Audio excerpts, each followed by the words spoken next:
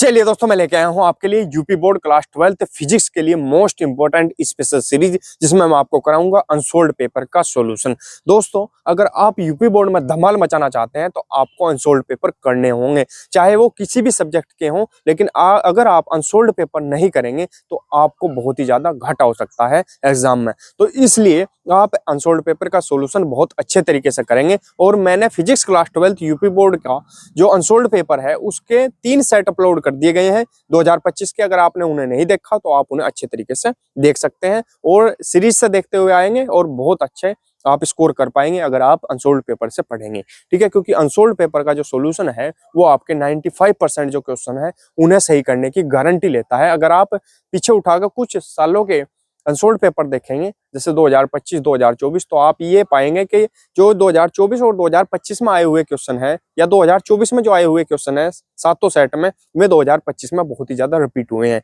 ऐसे ही जो 2025 में आए हुए क्वेश्चन है वे 2026 और 2027 में रिपीट होंगे। ठीक है, तो आपके लिए क्या जरूरी है कि आप 2025 के अनसोल्ड पेपर बहुत अच्छे तरीके से करें, जिससे आप आने वाले एग्जाम में बहुत अच्छी तैयारी कर पाएं और बहुत अच्छे नंबर आप ला पाएं। ठीक है, तो इसीलिए मैं आपके लिए मोस्ट इंपोर्टेंट स्पेशल सीरीज लेके आया हूं। इस स्पेशल सीरीज के मैंने 3 पार्ट अपलोड कर दिए हैं। ठीक है, तो ये चौथा पार्ट है, सेट चौथा है 2025 का 346 जेवी सेट का नाम है। तो ये क्या है ये भी मैं आपको समझाता हूं, क्योंकि जो यूपी बोर्ड है वो हर साल 7 सेट बनाता है और सातों सेट कितने सेट बनाता है? 7 सेट, और अलग अलग जिले में अलग अलग सेट भेजा जाता है।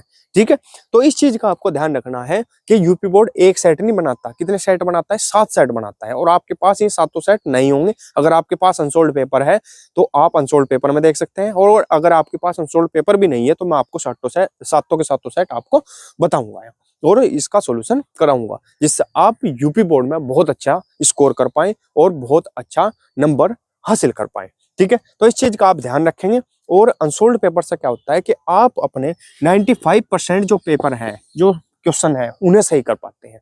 यही इसका कारण है, यही अनसोल्ड पेपर पढ़ने का कारण है, क्योंकि जो टॉपर है वो हमेशा अनसोल्ड पेपर पढ़ता है। वो देखता है कि पिछले सालों में जो आए हुए क्वेश्चन है वे कितने हैं। अब एक बात सपोज करो, हम 2025 का कर रहे हैं अनसोल्ड पेपर, तो 2025 में ही आपके 7 सेट आपको मिलेंगे। अगर आपने उन सातों सेटों को कर लिया, इन्हीं की बात मान लो 2025 के सातों सेटों कर लिया और 2024 के कर लिया, प्लस 2024 के भी 7 सेट कर लिए, तो आपके जो स्कोर है आपका वो बहुत ज्यादा होगा। 95% तक आप स्कोर कर सकते हैं। ठीक है, कितना स्कोर कर सकते हैं? 95% तक, क्योंकि यही फॉर्मूला है टॉपर बनने का, यही फॉर्मूला है नंबर लाने का। ठीक है, तो ये सेट कौन सा है? सेट नंबर 4 है। इससे पहले 3 सेट मैंने अपलोड कर दिए हैं। ठीक है, मैं आप देख लेंगे, उनकी वीडियो आप देखेंगे, स्टार्टिंग से देखते आएंगे। Set number 1, set number 2, set number 3 और सेट नंबर 4। ठीक है, तो ये आपके लिए तैयारी के लिए सबसे बेस्ट तरीका है नंबर लाने के लिए। ठीक है, क्लियर है यहाँ तक? और पढ़ना वही है, लिखना उतना ही है जितना आपके लिए अच्छा है। ठीक है, मैं आपको बिल्कुल आसान तरीके से समझाता हूँ, पढ़ाता हूँ और कराता हूँ। न्यूमेरिकल भी करेंगे, सब करेंगे। न्यूमेरिकल से डरने की जरूरत नहीं है। डेरिवेशन, जितने भी डेरिवेशन आर्टिकल हैं उनसे डरने की जरूरत नहीं है। अच्छे तरीके से हम सोल्व करेंगे सभी को। चलिए बढ़ते हैं क्वेश्चन की ओर। ये दोस्तों देखते हैं, सबसे पहले ही न्यूमेरिकल पूछ लिया इसने। ऑब्जेक्टिव क्वेश्चन है, बहुविकल्पीय, इसमें भी न्यूमेरिकल्स पूछ लिया, तो वो न्यूमेरिकल्स हम करेंगे सॉल्यूशन इसका। ठीक है, बहुत ही सिंपल तरीके से आपको बताऊंगा, आसान तरीका बताऊंगा। खंड ए में क्या आते हैं? बहुविकल्पीय प्रश्न आते हैं, ऑब्जेक्टिव प्रश्न आते हैं। तो पहले का क्या क्या दिया हुआ है? एक धातु के टुकड़े पर 3.2 कूलाम का आवेश है, धातु में अधिसंख्य इलेक्ट्रॉनों की संख्या है, मतलब धातु में इलेक्ट्रॉनों की संख्या पूछी गई है। ठीक है, क्या दिया हुआ है? टुकड़े पर 3.2 कूलाम का आवेश दिया गया है। ठीक है, करेंगे ऐसा सोल्व। तो सबसे पहले आवेश को किससे प्रदर्शित करते हैं? क्यू से प्रदर्शित करते हैं। तो सबसे पहले हमारे पास क्यू बराबर क्या दिया हुआ है? 3.2 कूलाम दिया हुआ है। ठीक है, लिख दिया। अब धातु में अधिसंख्य इलेक्ट्रॉनों की संख्या पूछी है। इलेक्ट्रॉनों की संख्या को किससे प्रदर्शित करते हैं? एन से। एन बराबर हमें बताना है। ठीक है, और फॉर्मूला हमारे पास क्या होता है? क्यू बराबर एन ई। क्या होता है? क्यू बराबर एन ई। ठीक है, और ई का मान कितना होता है? 1.6 गुना 10 की पावर -19। ठीक है, ये आपको याद रखना है। और नहीं भी याद रख पाते तो आप क्या करेंगे? वैसे तो याद होना ही चाहिए, लेकिन जब बोर्ड का पेपर होगा आपका, उस बोर्ड के पेपर में सबसे लास्ट में नंबर दिए हुए होते हैं। ठीक है, बच्चे ध्यान नहीं देते तो इसे देख लेंगे आप, 2025 का पेपर होगा उसमें भी मिलेगा आपको, सभी पेपर पे मिलता है, ठीक है। लेकिन बट फिर भी याद होना चाहिए तो ज्यादा बढ़िया है, क्योंकि वे आधे नंबर जो है वे छोड़ देते हैं, मतलब आधे जो अंक है, जो संख्या है, उन्हें छोड़ देते हैं। जैसे ई का मान दे दिया, एच का नहीं देने के, या फिर दे भी दिए सब, वो आपका लक है, किस्मत है, लेकिन आप याद कर सकते हैं, ठीक है, याद करेंगे। तो क्यू बराबर फॉर्मूला होता है एन ई। तो हमें क्या निकालना है, एन निकालना है। ई का मान भी हमको पता और क्यू का मान भी हमको पता है, ठीक है। तो क्या लिख सकते हैं, क्यू बराबर एन ई है, तो हम एन ई बराबर क्या लिख सकते हैं, क्यू। मैं डायरेक्ट नहीं कर रहा, समझा रहा हूँ। एन ई बराबर क्या लिख सकते हैं, क्यू, ठीक है। तो एन बराबर यहां से क्या हो जाएगा, क्यू बटे, ये ई कहाँ जाएगा, इसके बटे में। क्लियर है यहाँ तक। क्यू बराबर एन ई है या एन ई बराबर क्यू है, एक ही बात है। तो एन बराबर क्या करेंगे, ये ई कहाँ चला जाएगा, इसके बटे में चला जाएगा। अब मान रख देंगे, तो एन बराबर क्यू का मान कितना है 3.2 बटे ई का मान कितना है 1.6 गुना 10 की पावर माइनस के 19। क्लियर। अब ये देखेंगे, एक अंक के बाद पॉइंट यहाँ है, एक अंक के बाद यहाँ है, पॉइंट से पॉइंट हट जाएगा। जब अंक समान हो तो पॉइंट कट जाता है, हट जाता है। तो अब जब ये पॉइंट हट चुका इसका, तो ये क्या बन जाएगा 32 और ये क्या बन जाएगा 16, क्योंकि पॉइंट तो है ही नहीं। तो जब 16 बन गया, 32 बन गया, तो ये कट जाएगा 16 दूनी 32, ठीक है। तो अब क्या लिख सकते हैं इसे, 2 गुना ये 10 की पावर माइनस 19 है। जब इसे ऊपर लेकर जाएंगे माइनस 19 को, तो ये क्या का हो जाएगा, प्लस का हो जाएगा, ठीक है। काहे का हो जाएगा, प्लस का हो जाएगा। तो 2 गुना 10 की पावर 19, ये इसका आंसर होगा। तो आप इस पर टिक करें, ठीक है। 4 ऑप्शन दिए हुए हैं, लेकिन मैं जो सही ऑप्शन है उसी आपको बताऊंगा। क्लियर है यहाँ तक। बढ़ते हैं अब अगले क्वेश्चन की तरफ। चलिए दोस्तों, देखते हैं अगला क्वेश्चन क्या है हमारे पास, ठीक है। जो सोल्व कराने का क्वेश्चन है वो मैं सोल्व कराऊंगा, ठीक है। उससे अच्छे तरीके से समझाऊंगा भी, जो समझाने का होगा। ये ऑब्जेक्टिव क्वेश्चन है, इन्हें हम करते हुए चलेंगे, ठीक है। जो न्यूमेरिकल्स टाइप होगा उसे हम समझाते हुए चलेंगे आपको। खैर क्या है, किसी धारा मापी से विभवांतर का मापन करते हुए इसमें जोड़ते हैं, क्या जोड़ते हैं, आंसर में लिखेंगे उच्च प्रतिरोध श्रेणी क्रम में। इस पर आपको टिक करना था, ठीक है। क्या, उच्च प्रतिरोध श्रेणी क्रम में। गया क्या है, विद्युत चुंबकीय तरंगों में विद्युत एवं चुंबकीय क्षेत्र सदिशों में कलांतर होता है। क्या होता है, कितने का होता है, 90 अंश का। कलांतर कितने का होता है, कलांतर क्या होता है, कलाओं का अंतर, ठीक है। गह क्या होता है, किसी प्रिज्म का प्रिज्म कोण ए है तथा न्यूनतम विचलन कोण प्रिज्म कोण के बराबर है। प्रिज्म पदार्थ का अपवर्तनांक क्या होगा, इसका मतलब होता है ना होगा, इसका मतलब होता है क्या होगा, ठीक है। क्या होगा, 2 cos a/2। इस पर आप टिक करेंगे, ठीक है। अगले क्वेश्चन की तरफ बढ़ते हैं, स्क्रीनशॉट ले लेंगे। चलिए दोस्तों, अगला देखते हैं हमारे पास। डे क्या है, चुंबकीय द्विध्रुव आघूर्ण का मात्रक क्या होता है, चुंबकीय द्विध्रुव आघूर्ण का मात्रक होता है का मतलब है क्या होता है। आंसर में लिखेंगे एम्पियर गुना मीटर स्क्वायर पर टिक लगाएंगे, ठीक है। क्लियर है। बढ़ते हैं अब अगले क्वेश्चन की तरफ। चलिए दोस्तों, देखते हैं अगला क्वेश्चन क्या है। 6 धातु की सतह के लिए देहली तरंग दैर्ध्य 2000 एंगस्ट्रोम है। 1000 एंगस्ट्रोम का विकिरण आपतित होने पर उत्सर्जित प्रकाश इलेक्ट्रॉनों की गतिज ऊर्जा क्या होगी, 6.2 ईवी होगी। ईवी का मतलब इलेक्ट्रॉन वोल्ट होगी, ठीक है। अब बढ़ते हैं आगे इसका। चलिए दोस्तों, देखते हैं अगला क्वेश्चन क्या है हमारे पास। खंड ब का कौन सा क्वेश्चन है, दूसरे का क्या, विद्युत फ्लक्स का मात्रक लिखिए। विद्युत फ्लक्स का मात्रक क्या होता है, 2 मात्रक होते हैं। कोई सा भी कभी कभी ऑब्जेक्टिव क्वेश्चन में पूछ लेता है, यानी बहुविकल्पीय प्रश्न में पूछ लिया जाता है कि मात्रक बताइए कौन सा है, कौन सा पे टिक लगाओगे, तो ये देखना है, ठीक है। फिलहाल ये 1-1 नंबर के क्वेश्चन है जो आपको लिखने हैं, ऑब्जेक्टिव नहीं है, ठीक है। ये क्या है, खंड ब में लिखने वाले क्वेश्चन है, लेकिन है ये 1-1 नंबर के। तो चलिए, क्या है, न्यूटन मीटर स्क्वायर प्रति कूलम। एक मात्रक तो इसका ही होता है और एक होता है वोल्ट मीटर, ठीक है। ये आप याद रखेंगे। ख में क्या है, सेल के विद्युत वाहक बल को परिभाषित कीजिए। सेल के विद्युत वाहक बल को परिभाषित करेंगे हम, देखते हैं क्या। एकांक आवेश को, इसे जो डेफिनेशन है इसे समझने का प्रयास करेंगे, इसे समझाऊंगा बहुत ही सिंपल तरीके से, और इस फॉर्मूले से इसकी डेफिनेशन आप कैसे याद रख सकते हैं ये भी आपको सिखाऊंगा, ठीक है। क्या है हमारे पास, एकांक आवेश को सेल सहित पूरे परिपथ में प्रवाहित कराने में सेल द्वारा किए गए कार्य अथवा सेल द्वारा दी गई ऊर्जा को क्या कहते हैं, सेल का विद्युत वाहक बल कहते हैं, ठीक है। इसे ई से प्रदर्शित करते हैं। ई बराबर होता है W/Q, ठीक है। अब हम बात करेंगे एकांक आवेश क्या होता है। एकांक आवेश का यहाँ पर मतलब रखेंगे इकाई आवेश, एक आवेश, यानी जब आवेश इससे किससे प्रदर्शित करते हैं, विद्युत वाहक बल को ई से प्रदर्शित करते हैं, ठीक है। ई से प्रदर्शित करेंगे विद्युत वाहक बल को। लेकिन अगर हम देखें कि इसने इस फॉर्मूले में क्या कहा गया, E बराबर W/Q है। तो किस बारे में बात की गई है, एकांक आवेश पर। एकांक आवेश का मतलब है जब Q बराबर 1 होगा, Q की जगह हम क्या रखेंगे, ऊपर क्या रह जाएगा W, और ये किसके बराबर आ जाएगा, E के। एकांक आवेश को सेल सहित पूरे परिपथ में प्रवाहित कराने में सेल द्वारा किए गए कार्य अथवा सेल द्वारा दी गई ऊर्जा को सेल का विद्युत वाहक बल कहते हैं। ठीक है, इसे समझने का प्रयास करेंगे क्या है ये। तो कहने का मतलब क्या हुआ, जब आवेश एक है यानी आवेश एक इकाई है तो जितना कार्य हम करेंगे, सिंपल भाषा में समझाने का प्रयास कर रहा हूं, जितना कार्य हम करेंगे तो वो किसके बराबर होगा, किसके बराबर हो जाएगा, एक सब करेंगे W को क्या आएगा W। तो ये W क्या है, कार्य है, ये कार्य किसके बराबर है, विद्युत वाहक बल के बराबर है। सेल के विद्युत वाहक बल E के बराबर होगा। तो यानी विद्युत वाहक बल E क्या है, एकांक आवेश पर, ठीक है, जितना कार्य किया गया वो क्या है, विद्युत वाहक बल है। ठीक है, यही समझाने का प्रयास किया गया है डेफिनेशन में भी। इसे समझते हैं, एकांक आवेश को सेल सहित पूरे परिपथ में प्रवाहित कराने में सेल द्वारा किए गए कार्य अथवा सेल द्वारा दी गई ऊर्जा को सेल का विद्युत वाहक बल कहते हैं। इसे ई से प्रदर्शित करते हैं। ठीक है, स्क्रीनशॉट ले लेंगे इसका, बढ़ते हैं आगे। चलिए दोस्तों देखते हैं अगला क्वेश्चन क्या है हमारे पास। गए किसी कुंडली का 100 प्रेरकत्व 6 मिली हेनरी है और इसमें धारा प्रवाह की दर 10⁻³ एम्पियर प्रति सेकंड है। कुंडली में उत्पन्न प्रेरित विद्युत वाहक बल ज्ञात कीजिए। ठीक है, कुंडली में उत्पन्न क्या करना है, प्रेरित विद्युत वाहक बल हमें ज्ञात करना है। ठीक है, तो देखते हैं इसका सॉल्यूशन। सबसे पहले हमारे पास क्या दिया हुआ है वो देखेंगे। 100 प्रेरकत्व दिया हुआ है। 100 प्रेरकत्व को किससे प्रदर्शित करते हैं, L से प्रदर्शित करते हैं। यानी L बराबर कितना दिया हुआ है, 6 मिली हेनरी। ठीक है, और मिली हेनरी को जब हेनरी में कन्वर्ट किया जाता है तो 10⁻³ से गुणा की जाती है, तो ये बन जाएगा आपके पास हेनरी।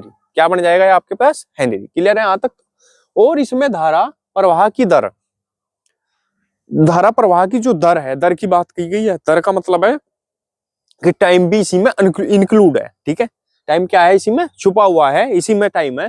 तो क्या दिया हुआ है, प्रवाह की दर 10⁻³ एम्पियर प्रति सेकंड है। तो इसका मतलब क्या है, इसका मतलब क्या कहना चाह रहा है, धारा तो है ही इसमें, ΔI/ΔT भी है। ठीक है, दर की बात की जा रही है। अगर दर ना होता, दर लगाया इसलिए इसमें क्या बनाया, एम्पियर प्रति सेकंड बनाया। एम्पियर प्रति सेकंड का मतलब क्या है, इसमें टाइम भी दिया गया है। ठीक है, तो कितना दिया हुआ है, 10⁻3। ठीक है, 10⁻3 एम्पियर प्रति सेकंड। सेकंड ये बताता है, अगर ये खाली धारा ही होती तो क्या होता, यहाँ सेकंड ना होता। ठीक है, ये एम्पियर है यानी धारा दी गई है, इसीलिए इसमें सेकंड लगाया गया है। ठीक है, इसका मतलब क्या है, ΔI/ΔT दिया गया है हमारे पास। ठीक है, तो कुंडली में उत्पन्न प्रेरित विद्युत वाहक बल ज्ञात करना है हमें। ठीक है, तो हमारे पास जो फॉर्मूला होता है वो क्या होता है, E बराबर L ΔI/ΔT। ठीक है, अब इस फॉर्मूले में मान रखेंगे क्या है, E बराबर L का मान कितना है हमारे पास, 6 गुना 10⁻3, 6 गुना 10⁻³ गुना ΔI/ΔT कितना दिया हुआ है, 10⁻3। ठीक है, ये माइनस का है, ये प्लस का है, कट जाएगी 10⁻3 से 10⁻3, ये माइनस की, ये प्लस की, तो क्या बच जाएगा, E बराबर 6। तो यही आएगा इसका आंसर। मात्रक लगा देंगे वोल्ट। स्क्रीनशॉट ले लेंगे इसका, फिर बढ़ेंगे अगले क्वेश्चन की तरफ। चलिए दोस्तों देखते हैं अगला क्वेश्चन क्या है हमारे पास। गए क्या दिया हुआ है, रदरफोर्ड परमाणु मॉडल की प्रमुख कमियों का उल्लेख कीजिए। ठीक है, प्रमुख कमियों का उल्लेख करना है हमें, प्रमुख कमी कौन कौन सी थी वो बतानी है। ठीक है, तो नंबर 1 आंसर में लिखेंगे, नंबर 1 यह परमाणु की स्थिरता की व्याख्या नहीं करता, यानी ये स्टेबल है नहीं है ये नहीं बताता। ठीक है, क्या है, नंबर 1 परमाणु की स्थिरता की व्याख्या नहीं करता है। नंबर 2 यह स्पेक्ट्रम की व्याख्या करने में भी विफल रहा, ना तो ये स्पेक्ट्रम की व्याख्या कर पाया और ना ये परमाणु की स्थिरता की व्याख्या कर पाया। ठीक है, ये जो है ये मोस्ट इंपोर्टेंट इसकी प्रमुख कमियां थी। ठीक है, स्क्रीनशॉट ले लेंगे। अब बढ़ते हैं डे क्या है, शुद्ध अर्धचालक का तापक्रम 0 केल्विन है, इसकी चालकता पर टिप्पणी कीजिए। ठीक है, शुद्ध अर्धचालक का जो तापक्रम है वो कितना है, 0 केल्विन है, इसकी चालकता पर टिप्पणी करनी है हमें, तो इसकी चालकता बतानी क्या होगी। ठीक है, तो क्या दिया है, आंसर लिखेंगे हम 0 केल्विन पर। 0 केल्विन पर जो शुद्ध अर्धचालक है उसकी चालकता क्या हो जाती है, शून्य होती है। क्या होती है, शून्य होती है। इस तापमान पर सभी इलेक्ट्रॉन अपने सबसे निचले स्तर में होते हैं। ठीक है, कहाँ होते हैं, इलेक्ट्रॉन अपने सबसे जो निचला स्तर है उसमें होते हैं और सहसंयोजक बंधों को और सहसंयोजक बंधों में कसकर बंधे होते हैं। क्या होते हैं? कसकर बंधे होते हैं। ठीक है, कसकर बंधे होते हैं, टाइट बिल्कुल, जिससे कोई मुक्त इलेक्ट्रॉन नहीं होता, जिससे कोई इलेक्ट्रॉन मुक्त नहीं होता। ठीक है, मुक्त नहीं होता। जब मुक्त कैसे हो जाएंगे? जब चिपके हुए हैं, बंधे हुए हैं, कसे हुए हैं। ठीक है, इस कारण यह एक आदर्श विद्युत रोधी या कुचालक की तरह व्यवहार करता है। ठीक है, एक कुचालक की तरह व्यवहार करेगा। ठीक है, कुचालक, अचालक या विद्युत रोधी एक ही बात है। क्लियर है यहाँ तक? स्क्रीनशॉट आप इसका ले लेंगे। कुछ समझ में आया हो तो कमेंट करेंगे। बढ़ते हैं आगे। ये दोस्तों देखते हैं अगला क्वेश्चन क्या दिया हुआ है हमारे पास। च एकल झिर्री विवर्तन प्रारूप में द्वितीय निम्निष्ठ के लिए विवर्तन कोण 60 अंश है। झिर्री की चौड़ाई लैम्डा के पदों में ज्ञात कीजिए। झिर्री की चौड़ाई बतानी, लैम्डा के पदों में बतानी। ठीक है, तो सबसे पहले हम देखेंगे हमारे पास क्या दिया हुआ है। सबसे पहले इसने क्या कहा? द्वितीय निम्निष्ठ के लिए विवर्तन कोण दिया हुआ है। ठीक है, अगर प्रथम निम्निष्ठ होता तो किससे प्रदर्शित करते? θ1 से। द्वितीय निम्निष्ठ है इसलिए θ2। कितना दिया हुआ है? 60। ठीक है, क्या दिया हुआ है? 60। ठीक है, क्लियर है यहाँ तक? तो 60 को क्या लिखा जा सकता है? π/3 लिखा जा सकता है। क्यों लिखा जा सकता है π/3? क्योंकि इसे क्या बनाएंगे? अंश में है, अंश में से सिंपल में लेकर आएंगे से रेडियन में, तो क्या होगा? क्या होगा बताओ? 60 को, 60 है ये, 60 को क्या लिख सकते हैं जब हम लिखेंगे? तो पाई का मतलब π/3 क्यों लिखा है इसे? इसका मतलब क्या है? देखो 180 माना जाता है पाई को यहाँ पर, और बटा 3। अगर 180/3 हमने कर दिया तो हम क्या लिखेंगे? 3 × 18 और 3 0 0, तो क्या आएगा हमारे पास? 60 ही आ जाएगा। ठीक है, तो इसलिए 60 को हम क्या लिख सकते हैं? π/3 लिखा जाता है। ठीक है, वो मत रहा है ना 22/7, वो एक अलग मैटर है, ये कोण की बात हो रही है। ठीक है, तो θ2 बराबर 60 अंश और बराबर π/3 के ये लिखा जाता है। ठीक है, और θ2 बराबर, वैसे तो थीटा बराबर फॉर्मूला होता है, लेकिन दूसरे निम्निष्ठ का जो कोण है वो दिया हुआ है, इसलिए हम θ2 लेंगे। θ2 बराबर 2 λ/e। ठीक है, अब ये e क्या है? e निकालना है हमें। e क्या है? झिर्री की चौड़ाई। और कैसे करना है? लैम्डा को कोई मान नहीं रखना, क्योंकि लैम्डा का मान इसने दिया भी नहीं। लैम्डा के पदों में ही ज्ञात करना है। ठीक है, लैम्डा के पदों में ही e का मान हमें ज्ञात करना है। ठीक है, अब देखते हैं θ2 की जगह π/3 रख देंगे, बराबर 2 λ/e, ये आ जाएगा। क्लियर है? अब इनके क्रॉस मल्टीप्लाई कर लेते हैं, वर्ज गुणा इसकी इधर और इसकी इधर। ठीक है, अब पाई की ई के साथ करेंगे तो क्या हो जाएगा? पाई गुणा ई बराबर, ठीक है, पाई की ई के साथ करेंगे तो पाई गुणा ई, और 3 की इसके साथ करेंगे 2 लैम्डा के साथ करेंगे। क्लियर? ठीक है, 3 की 2 लैम्डा। ठीक है, तो ई बराबर क्या आ जाएगा? ये पाई कहाँ जाएगा? इनके बेटे में चला जाएगा, तो ये हो जाएगा 3 × 2 लैम्डा बटा पाई। ठीक है, क्लियर है? यहाँ था बिल्कुल एक एक चीज बता रहा हूँ सिंपल। ई बराबर अभी क्या हो जाएगा? 3 दूनी 6, 6 लैम्डा बटा पाई, 6 लैम्डा बटा पाई, लैम्डा है भाई वो, तो यही आ जाएगा इसका आंसर। यही क्या आ जाएगा इसका आंसर। स्क्रीनशॉट आप इसका ले लेंगे। कुछ समझ में ना आया हो तो आप कमेंट करके पूछ सकते हैं। बढ़ते हैं अगले क्वेश्चन की तरफ। चलिए दोस्तों देखते हैं, हम 2-2 नंबर के क्वेश्चन है। ठीक है, स खंड स क्या दिया हुआ है हमारे पास? तीसरे का क क्या दिया हुआ है? समान धारिता के 4 संधारित्र श्रेणी क्रम में 20 वोल्ट की बैटरी से जुड़े हैं। मध्य बिंदु O भू संपर्कित है, यानी भूमि से जुड़ा हुआ है। बिंदु P और Q ऊपर विभव की गणना कीजिए। बहुत ही आसान क्वेश्चन है, लेकिन इसे देख के बच्चे डर जाते हैं। ठीक है, डरना बिल्कुल नहीं है, समझते हुए चलेंगे। क्या है हमारे पास? ये 20 वोल्ट दिया हुआ है। ठीक है, सबसे पहले देखते हैं ये 20 वोल्ट है क्या। हमारे पास ये बिंदु है P और Q। ठीक है, इसमें क्या कहा इसने? ये जो C है, ये दोनों C है, ये दोनों भी C है। ठीक है, और ये O है। O क्या है? भूमि से जुड़ा हुआ है।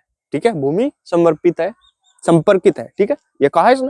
तो O जब भूमि से जुड़ा हुआ है, पृथ्वी से जुड़ा हुआ है, इसका मतलब क्या है कि ये 0 होगा।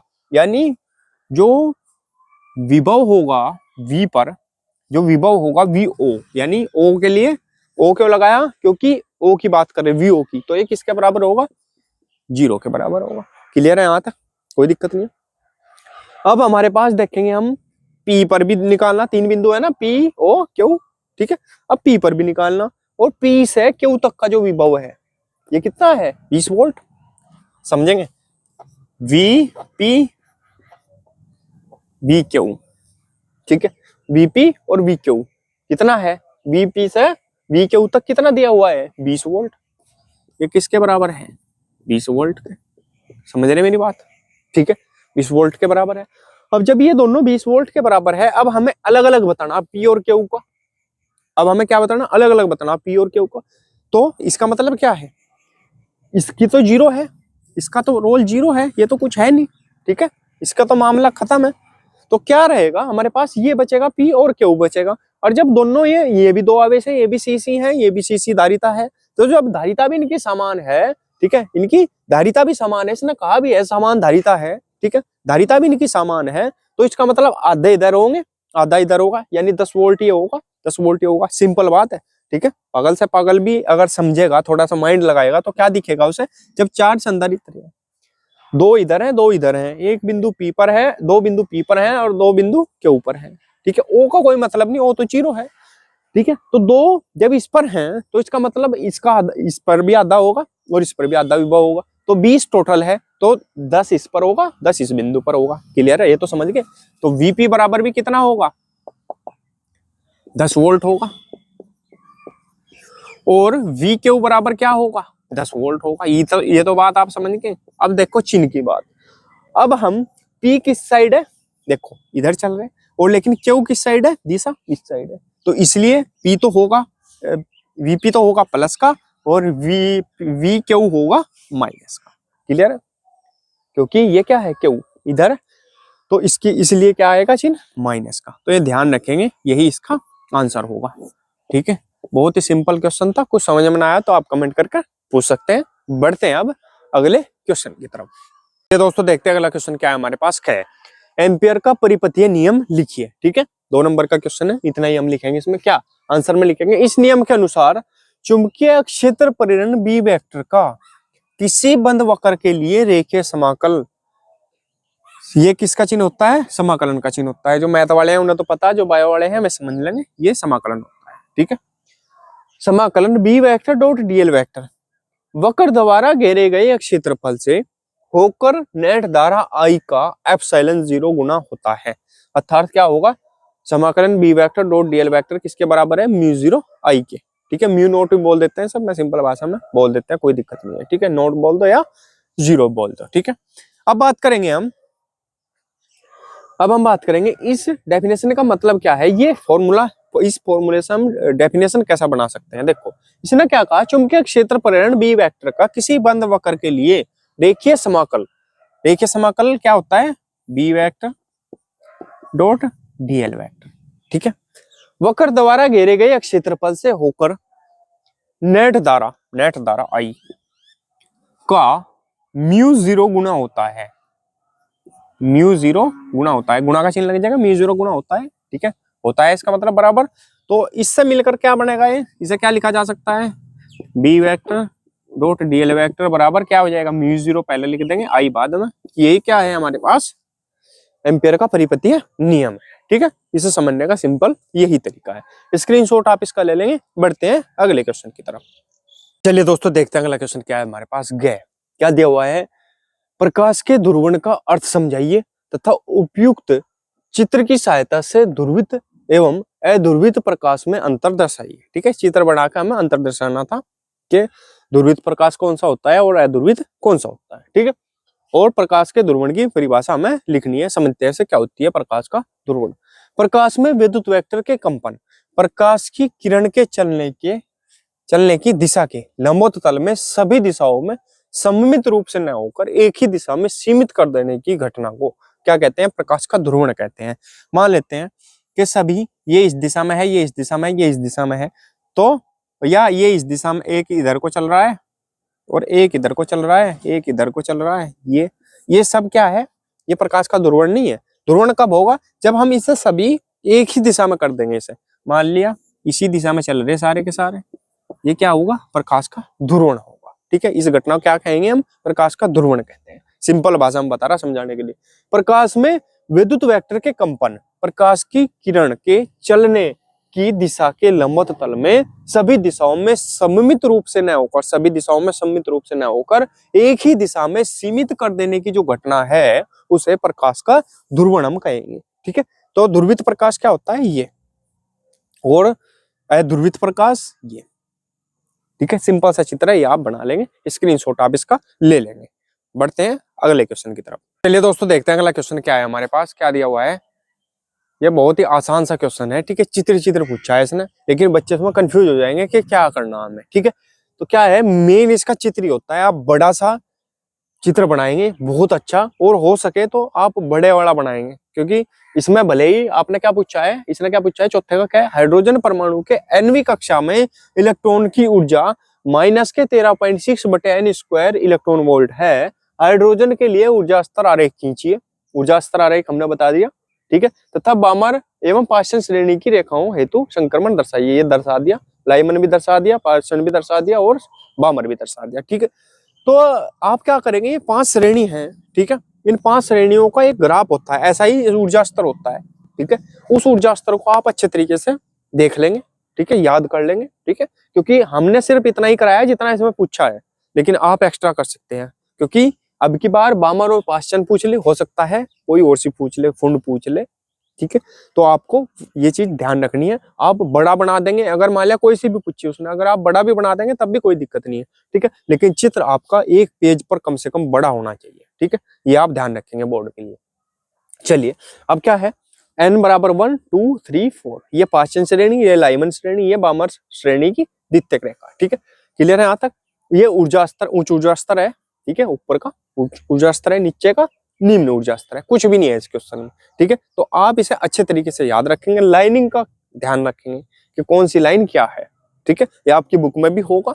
ठीक है, और नहीं अगर आपके पास मिल रहा है तो आप मेरे पास कमेंट कर देंगे इस वीडियो के नीचे, तो मैं आपको उपलब्ध करा दूंगा। ठीक है, स्क्रीनशॉट ले लेंगे इसका। बढ़ते हैं अब अगले क्वेश्चन की तरफ।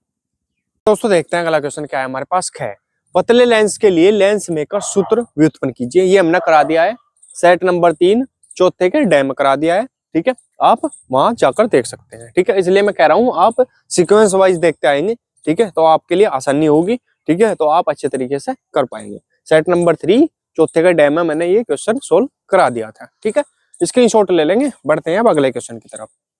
चलिए दोस्तों देखते हैं अगला क्वेश्चन क्या दिया हुआ है हमारे पास। गए विद्युत परिपथ संबंधी किरचॉफ का नियम लिखिए। दिए गए संतुलित वैशिष्ट्यों सेतु में बिंदु बी एवं डी पर विभव तथा धारा I1 एवं I2 का मान ज्ञात कीजिए। ठीक है, तो हमें मान ज्ञात करना है, I1 व I2 का मान ज्ञात हमें करना है। ठीक है, और ये जो है विद्युत परिपथ संबंधी किरचॉफ के नियम, ये किस में कराए थे हमने, सेट नंबर 2 में करा दिए थे, 5वें के डे क्वेश्चन में। ठीक है, 5वें के डे में सेट नंबर 2 में आप इसे देख सकते हैं। ठीक है, ये जो न्यूमेरिकल है इसे हम सोल्व करते हैं। ठीक है, चलिए क्या दिया हुआ है, सबसे पहले मैं इसे साफ कर देता हूँ, फिर बढ़ते हैं आगे। चलिए अब देखते हैं आगे से। ठीक है, करते हैं इसका सॉल्यूशन।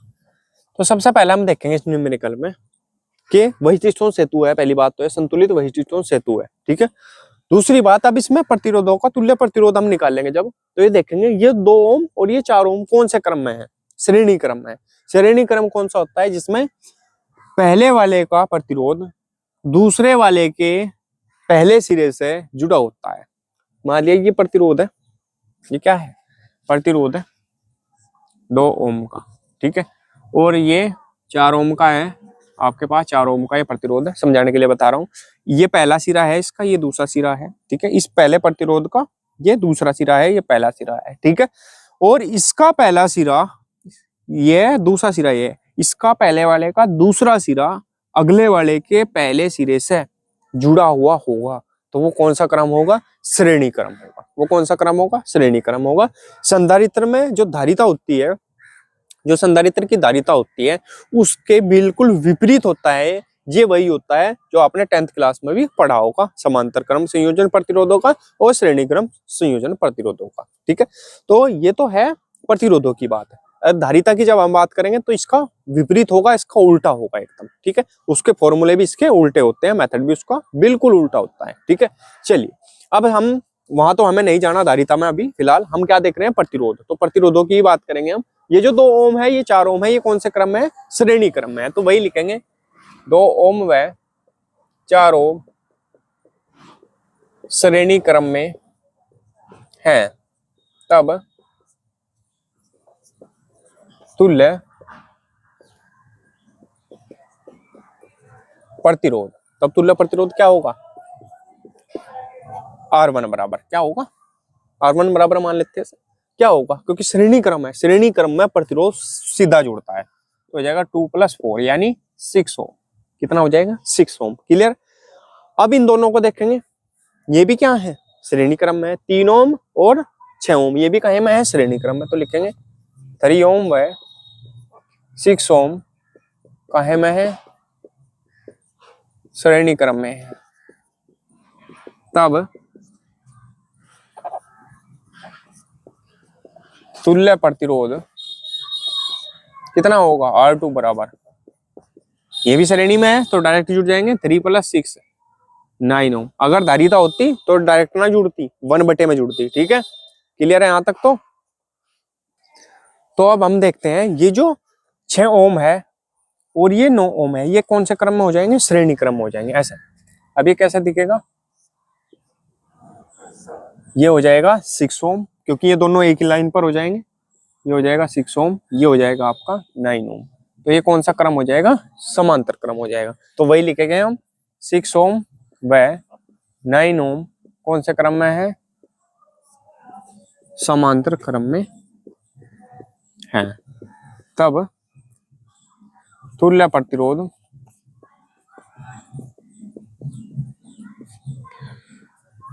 क्या होगा, फाइनल होगा अब की बार लेंगे R, और चूंकि समांतर क्रम है तो क्या होगा, 1/R में जुड़ेगा। 1/R बराबर क्या होगा, 1/R1 + 1/R2। ठीक है, तो 1/R बराबर 1/R1 का मान कितना है, 6 + R2 का मान कितना है, 9।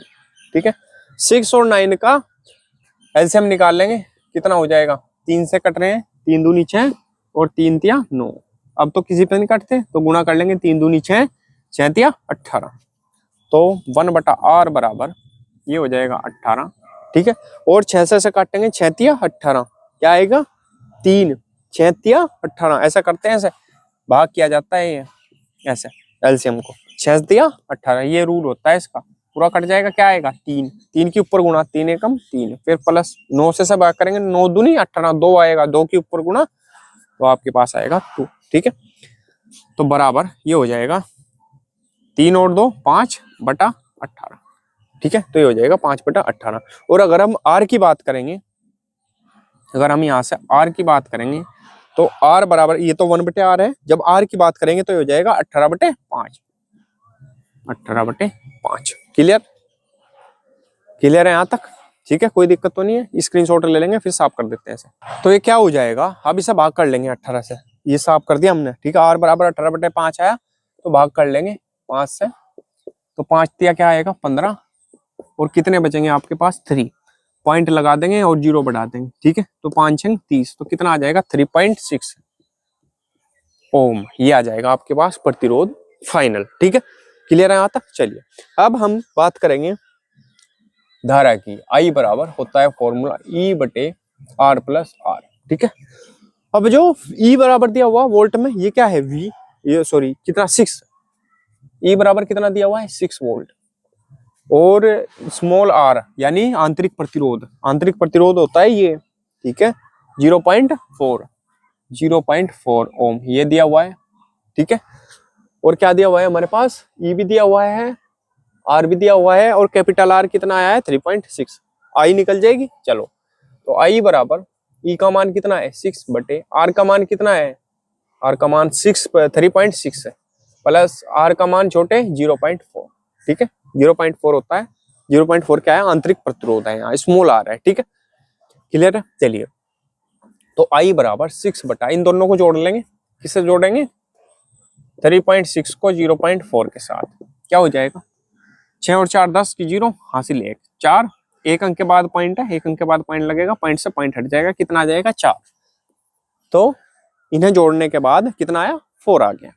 तो अब क्या करेंगे, 2 से काटेंगे, 2 तिया 6 और 2 दूनी 4, तो I बराबर आपके पास आ जाएगा 3/2, 3/2 भाग करेंगे 2 से, 2 एकम 2, कितने बचेंगे, 1, पॉइंट लगाएंगे, 0 बढ़ाएंगे, 2 पंजे 10, कितना आएगा, 1.5, तो आ जाएगा 1.5 एम्पियर। क्या आ जाएगा, 1.5 एम्पियर।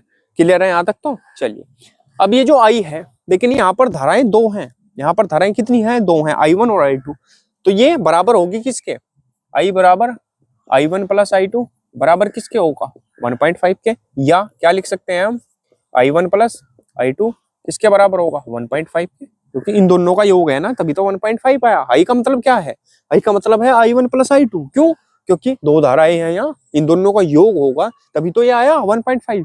ठीक है, ये तो फाइनल है आई। क्लियर है? बट रही होगी ना, डिवाइड हो रही होगी ना इनमें से ही धारा। अब बात करेंगे हम किरचॉफ के नियम की। अब किरचॉफ का नियम क्या कहता है? I1 क्या होता है? I1 R1, फिर आगे प्लस I2 R2, यह होता है बराबर विद्युत वाहक बल होता है। ठीक है, क्लियर है यहाँ तक? तो ठीक है, चलिए देखते हैं, अब आगे देखते हैं। ठीक है भाई, क्लियर है? चलो हाँ हाँ, या माइनस है भाई, प्लस नहीं माइनस आता है। ठीक है, अब देखते हैं। I1 तो लिख दिया हमने ऐसा ही, I1 रख दिया। ठीक है, रख दिया ऐसा कैसा है, लेकिन इसमें R1 क्या है? R1 क्या है? R1 क्या है?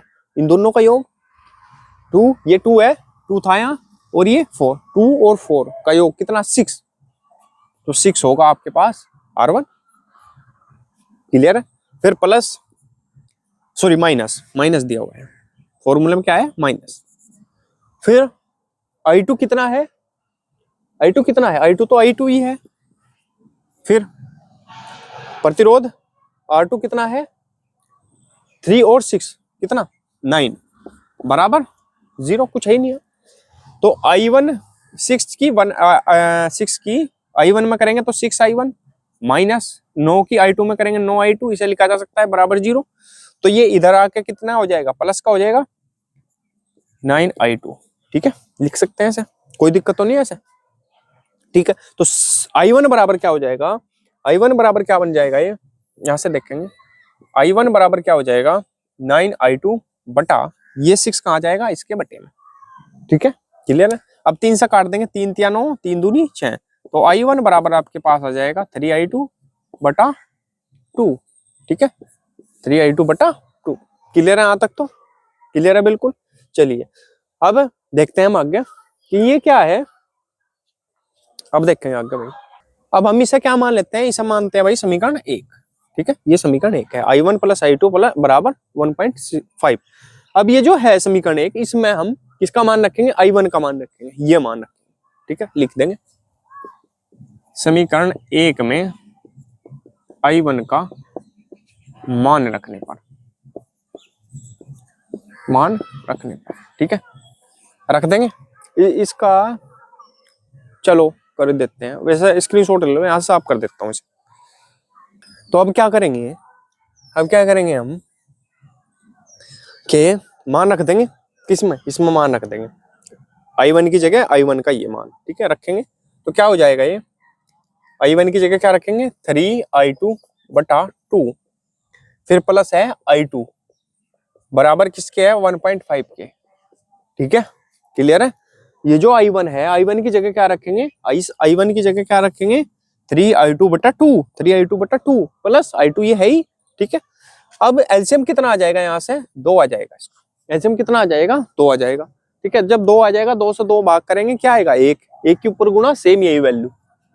बाकी आपका कोई अलग से फॉर्मूला हो, आप अलग से अपना मेथड लगा सकते हैं, लेकिन रियल जो मेथड है वो यही है, इसमें मिस्टेक होने के चांस नहीं होते। ठीक है, प्लस का चिन्ह है, प्लस का चिन्ह लगा दिए। ठीक है, अब इसके नीचे कुछ नहीं है, तो एलसीएम जो होता है वही ऊपर आ जाता है। तो क्या हो जाएगा? ये 2I2, उसकी गुना ऊपर हो जाती है। ठीक है, बराबर 1.5। क्लियर है? अब 3I2 ये है, 2I2 ये है, कितने I2 हो गए? 5I2, 5I2 बटा 2 बराबर 1.5। ठीक है, अब 2 की इसमें गुणा कर देंगे तो 5I2 बराबर क्या हो जाएगा? 1.5 गुणा 2, 1.5 गुणा 2। ठीक है, अब 1.5 की 2 से गुणा करेंगे तो क्या आएगा? देखते हैं।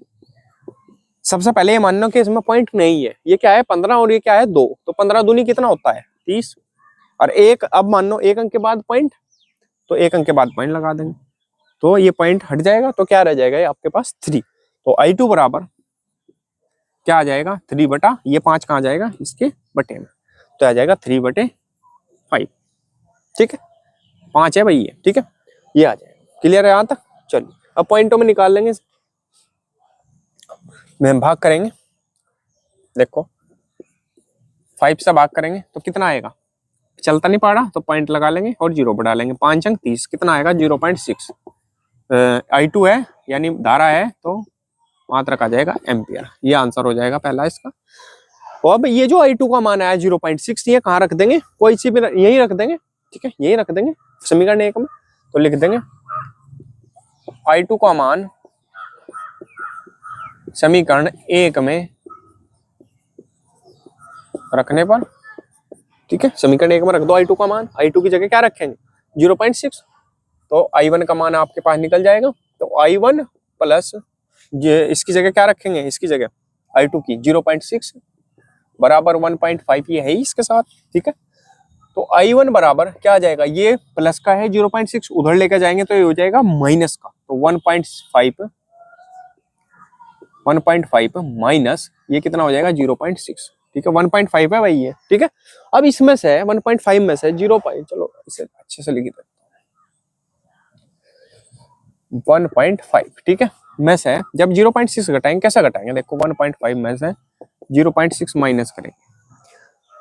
अब ये 5 है, ये 6 है, ठीक है, चलने घटने का नहीं, तो यहाँ से दरअसल हासिल ले लेंगे तो ये बन जाएगा 15। 15 में से 6 जाएंगे, कितने बचेंगे 9।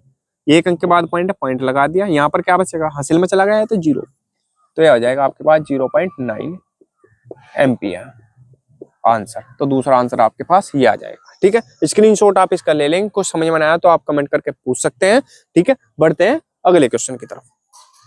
चलिए दोस्तों देखते हैं अगला क्वेश्चन क्या है हमारे पास। गए बायोसेवर्ट का नियम लिखिए तथा इसके आधार पर अनंत लंबाई के धारावाही चालक द्वारा उत्पन्न चुंबकीय क्षेत्र का व्यंजक प्राप्त कीजिए, ठीक है। इसे सोल्व करेंगे आसान तरीके से। एक चीज का ध्यान रखेंगे, ये क्वेश्चन इसने गलत लिखा हुआ है, ठीक है।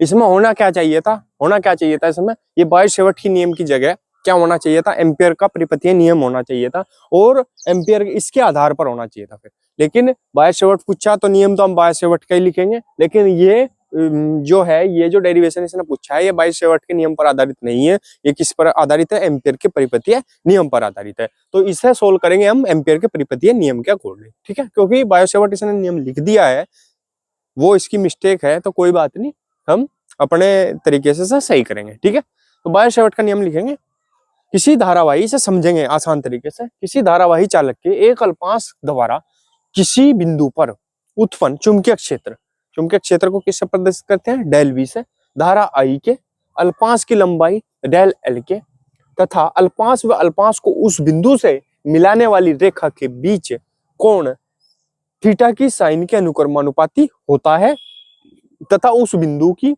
अल्पांश से दूरी r के वर्ग के व्युत्क्रमानुपाती होता है, ठीक। कहने का मतलब क्या है ये समझेंगे हम कि इस लाइन का मतलब क्या है। 3-4 लाइनें हमने लिखी हैं, इनका मतलब क्या है और इन्हें कैसे लिख सकते हैं एक फॉर्मूले की सहायता से। देखो क्या कहा इसने, किसी धारावाही चालक के एक अल्पांश द्वारा किसी बिंदु पर उत्पन्न चुंबकीय क्षेत्र डेल बी की बात कर रहा है। किसकी बात कर रहा है, डेल बी की बात कर रहा है, डेल बी धारा आई के, ठीक है। अल्पांश की लंबाई डेल एल के, ये डेल बी की बात कर रहा है, किसके, डेल एल के, तथा अल्पांश व अल्पांश को उस बिंदु से मिलाने वाली रेखा के बीच के कोण थीटा की साइन के यानी साइन थीटा के, डेल बी की बात कर रहा है, ठीक है। तथा उस बिंदु की अल्पांश से दूरी, आर के वर्ग की बात कर रहा है, आर के वर्ग की बात कर रहा है। और बात किसकी कर रहा है, डेल बी की बात कर रहा है, डेल बी की बात हो रही है ऊपर से, ठीक है, कि व्युत्क्रमानुपाती होता है। अब समझने का प्रयास करेंगे इस लाइन को कि क्या लिखा है हमने और कैसे हम इसे पुट करेंगे इसमें। देखो, किसी धारावाही चालक के एक अल्पांश द्वारा किसी बिंदु पर उत्पन्न चुंबकीय क्षेत्र डेल बी धारा आई के, ठीक है। अभी मैं अनुक्रमानुपाती का चिन्ह लगा रहा हूं, बताऊंगा क्यों लगा रहा हूं। अल्पांश की लंबाई डेल एल के, तथा अल्पांश व अल्पांश को उस बिंदु से मिलाने वाली रेखा के बीच के कोण थीटा की साइन के अनुक्रमानुपाती होता है, यहां तक का जो क्या है, अनुक्रमानुपाती है, ठीक है। अब तथा उस बिंदु की अल्पांश से दूरी आर के वर्ग के व्युत्क्रमानुपाती होता है, व्युत्क्रमानुपाती जब होगा तो 1/, में लिखा जाएगा। ठीक है, 1/r², ये ऐसे लिखा जाएगा। क्लियर है? ये दिख नहीं रहा, चलो ऊपर को लिख देता हूं, तो ये हो जाएगा आपका 1/r²। ठीक है, क्लियर है? तो ऐसे आप इसे लिख सकते हैं। और जब हम इनको मिला देंगे तो क्या बन जाएगा हमारे पास, डेल बी अनुक्रमानुपाती आई डेल एल, जो अनुक्रमानुपाती है में ऊपर रहेंगे, बाकी नीचे चला जाएगा r², क्योंकि ये व्युत्क्रमानुपाती है, साइन थीटा बटा r², ऐसे लिखा जाएगा। ठीक है, अगर आपकी ये याद है तो आप आसानी से इसे लिख सकते हैं, डेफिनेशन को इसकी। ठीक है, और अगर आपके डेफिनेशन याद करने में आपको प्रॉब्लम है तो आप क्या लिख सकते हैं, फॉर्मूला पहले से लिखेंगे, डेल बी अनुक्रमानुपाती आई के, डेल बी अनुक्रमानुपाती डेल एल के, डेल बी अनुक्रमानुपाती साइन थीटा के, डेल बी व्युत्क्रमानुपाती 1/r² के या r² के। ठीक है, तो इस सबको मिला के लिख देंगे और बोल देंगे लास्ट में यही बायो-सेवर्ट का नियम है। स्क्रीनशॉट आप इसका ले लेंगे। बढ़ते हैं अब इसके डेरिवेशन की तरफ। चलिए दोस्तों, देखते हैं अगला क्वेश्चन क्या है हमारे पास। डे श्रेणीबद्ध एलसीआर अनुनादी परिपथ की व्याख्या कीजिए। ठीक है, सबसे पहले तो इसका चित्र बना लेंगे एलसीआर परिपथ का। एलसीआर का मतलब एल भी होगा, ठीक है, यानी प्रेरक, और सी धारिता, और आर प्रतिरोध होगा। ठीक है, तो अभी से बोला जाएगा एलसीआर। ठीक है, ये इसका चित्र है, सिंपल सा, इसे बना लेंगे हम। ठीक है, ये स्रोत होता है V = V0 sin ω-t। Clear है? चलिए अब लिखते हैं इसमें एलसीआर परिपथ के बारे में थोड़ा सा हम लिखेंगे, इसकी इसे बताएंगे कि ये होता क्या है। वही जो चीजें मैंने आपको ये बताई यही यहाँ पर लिखेंगे हम। क्या लिखेंगे, श्रेणीबद्ध एलसीआर अनुनादी परिपथ एक ऐसा परिपथ है जिसमें एक प्रेरक क्या, एल, प्रेरक क्या होता है, एल, एक संधारित्र सी, ठीक है, और एक प्रतिरोधक आर श्रेणी क्रम में जुड़े होते हैं। काय में जुड़े होते हैं, श्रेणी क्रम ही तो है। ठीक है, इसका दूसरा इसके पहले से, इसका दूसरा इसके पहले से, ठीक है, में जुड़े होते हैं। इस परिपथ में जब प्रत्यावर्ती वोल्टेज की आवृत्ति एक विशेष प्रकार की आवृत्ति के बराबर हो जाती है तो प्रेरकीय प्रतिघात और धारितीय प्रतिघात बराबर हो जाते हैं। बराबर तो होते ही हैं और विपरीत हो जाते हैं। ठीक है, बराबर और विपरीत हो जाते हैं, जिससे वे एक दूसरे को रद्द कर देते हैं। जब बराबर और विपरीत हो जाएंगे तो एक दूसरे का जो वो है उसे रद्द कर देंगे, मतलब प्रॉपर्टी खत्म कर देंगे एक दूसरे की। ठीक है, जिससे वे एक दूसरे को रद्द कर देते हैं। इस स्थिति में परिपथ की प्रतिबाधा क्या हो जाती है, न्यूनतम हो जाती है। जब परिपथ की प्रतिबाधा तो न्यूनतम होगी। ठीक है, क्यों होगी, क्योंकि वो फॉर्मूले में आता है उसके। ठीक है, जब फॉर्मूले में आएंगे तब बताएंगे इसके, क्योंकि Z बराबर होता है √r² XL - XC का होल स्क्वायर। ठीक है, जब दोनों ही एक दूसरे के बराबर हैं तो न्यूनतम आएगी प्रतिबाधा, और जब प्रतिबाधा न्यूनतम हो जाती है तो क्या होगा, और परिपथ में प्रवाहित धारा जो हो जाएगी क्या हो जाएगी, अधिकतम हो जाएगी। और जब वह अधिकतम हो जाएगी, इस घटना को क्या कहेंगे हम, इसको क्या कहेंगे हम, अनुनाद कहेंगे, अनुनाद कहेंगे। ठीक है, स्क्रीनशॉट आप इसका ले लेंगे। कुछ समझ में ना आया हो तो आप कमेंट कर पूछ सकते हैं।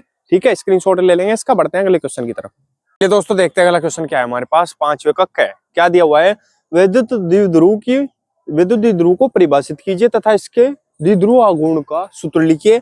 समरूप विद्युत क्षेत्र में स्थित विद्युत द्विध्रुव पर लगने वाले बल आघूर्ण का सूत्र या व्यंजक प्राप्त कीजिए। ठीक है, देखते हैं। सबसे पहले हम तो विद्युत द्विध्रुव की डेफिनेशन लिखेंगे, विद्युत द्विध्रुव हेडिंग डालेंगे और लिखेंगे आंसर में, ऐसा निकाय जिसमें दो बराबर परंतु विपरीत प्रकार के बिंदु आवेश हैं तो बराबर ही, क्यू ही है दोनों तरफ, लेकिन विपरीत प्रकार के हैं, प्लस क्यू और माइनस क्यू, एक दूसरे से अल्प दूरी पर स्थित हों। एक दूसरे से क्या, अल्प दूरी पर स्थित हों, क्या कहलाएगा, वो विद्युत द्विध्रुव कहलाएगा। क्या कहलाएगा, विद्युत द्विध्रुव कहलाता है।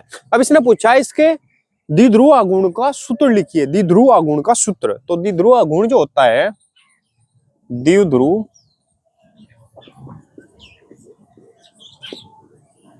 आघूर्ण P बराबर होता है Q2L, ये होता है इसका सूत्र। ठीक है, स्क्रीनशॉट ले लेंगे इसका, इसे साफ कर देंगे, फिर इसका डेरिवेशन करते हैं। ठीक है, समरूप विद्युत क्षेत्र में स्थित विद्युत द्विध्रुव पर लगने वाले बल आघूर्ण का व्यंजक प्राप्त करेंगे। फिर स्क्रीनशॉट लेंगे यहाँ तक, फिर बढ़ेंगे आगे। चलिए दोस्तों देखते हैं अगला क्वेश्चन क्या है हमारे पास। 5वें का क्या है। ठीक है, ये तो लिख दिया था हमने, इसकी डेफिनेशन भी लिख दी थी और इसका सूत्र भी लिख दिया था। अब इसमें क्या करेंगे, इसकी डेरिवेशन हम इसे सोल्व कर रहे हैं। ठीक है, तो ये चित्र बना लेंगे, ये क्यू ये बल, ये यहाँ से यहाँ तक की 12 है, ठीक है, और ये है भाई 12 साइन थीटा। ये क्या है? 12 साइन थीटा इसकी लंबवत दूरी है, ठीक है। ये माइनस क्यू और प्लस क्यू दो बिंदु आवेश है, ठीक है। बस इतना ही, ये चित्र सा बना लेंगे सिंपल। अब करते हैं इसका सॉल्यूशन बहुत ही सिंपल तरीके से, ठीक है।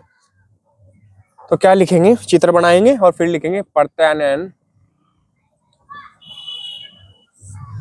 बल युग्म का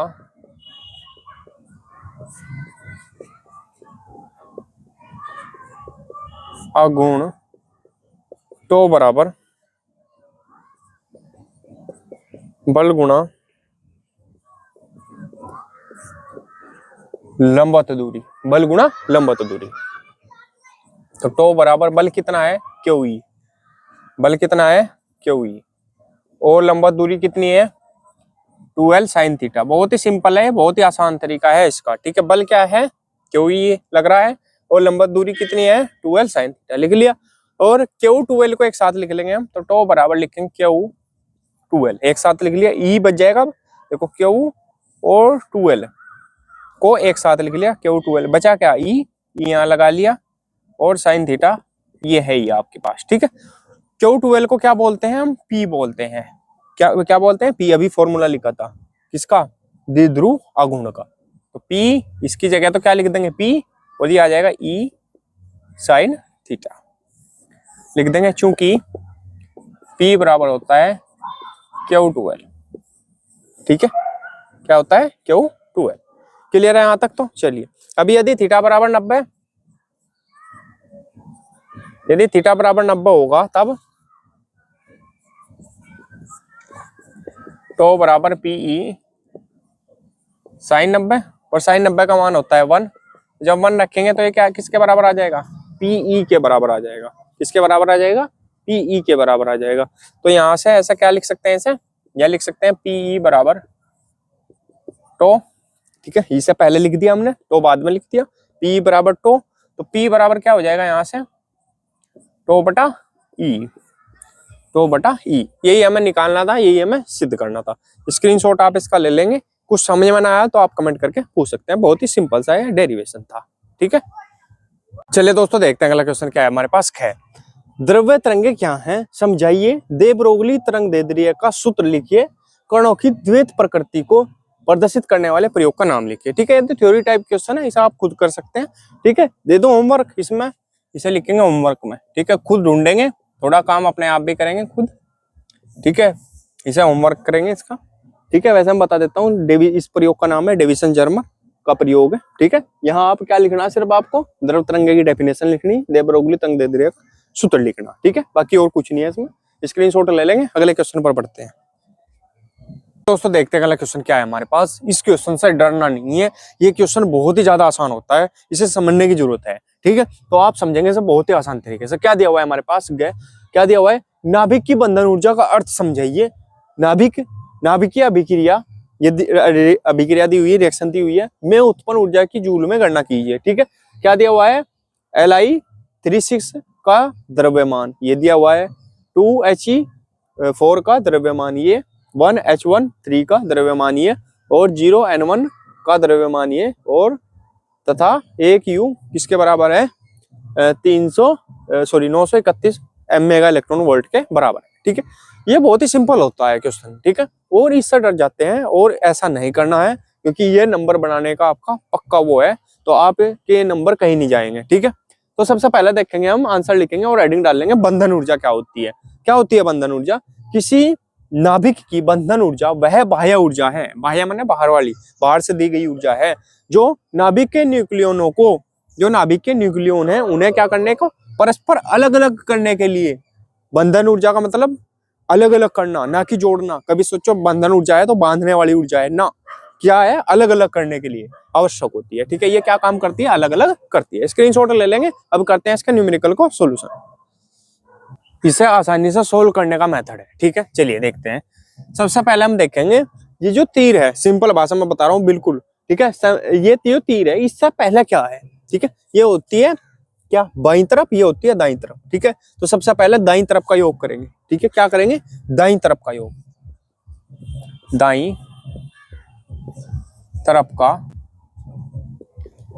योगफल, ठीक है, दाईं तरफ का योगफल। अब दाईं तरफ कौन कौन है देखो, 3Li6 है और 3Li6 का द्रव्यमान कितना है ये, तो ये रखेंगे 6.015126 U लिखा हुआ है इसमें, लेकिन AMU होता है, ठीक है, लेकिन इसने शॉर्ट में U लिख दिया तो कोई बात नहीं, जो लिखा हुआ है कोई दिक्कत वाली बात नहीं है, ठीक है। दाईं तरफ का योगफल, ठीक है। और 0N1 कितना है का द्रव्यमान कितना है ये दिया हुआ है, प्लस जोड़ देंगे इसे, योगफल कर रहे हैं ना 65। ये मेथड आपको याद रखना है, ठीक है। पहले दाईं ओर का योगफल करना है, फिर बाईं ओर का योगफल करना है, ठीक है।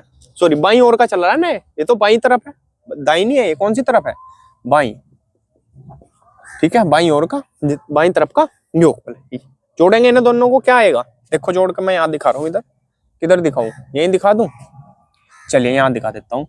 6.015126, तो पॉइंट से पॉइंट मिलाएंगे आप, 5 6 6 8 0 0.1, ठीक है। जोड़ेंगे क्या आ जाएगा, 5 और 5 10 और 1 11 का 1 हासिल 1, 6 2 8 और 1 9, 6 और 1 7, 5 और 5 10 और 3 13 का 3 हासिल 1 2 0.7, ये आ जाएगी। तो यही हम यहाँ पर लिख देंगे 7.023791, ठीक है, 3791 लिख दिया हमने, कुछ किया तो नहीं, कोई बड़ी चीज नहीं कही ना, कोई सूत्र याद करा, ठीक है, सिंपल सा हमने ही लिख दिया।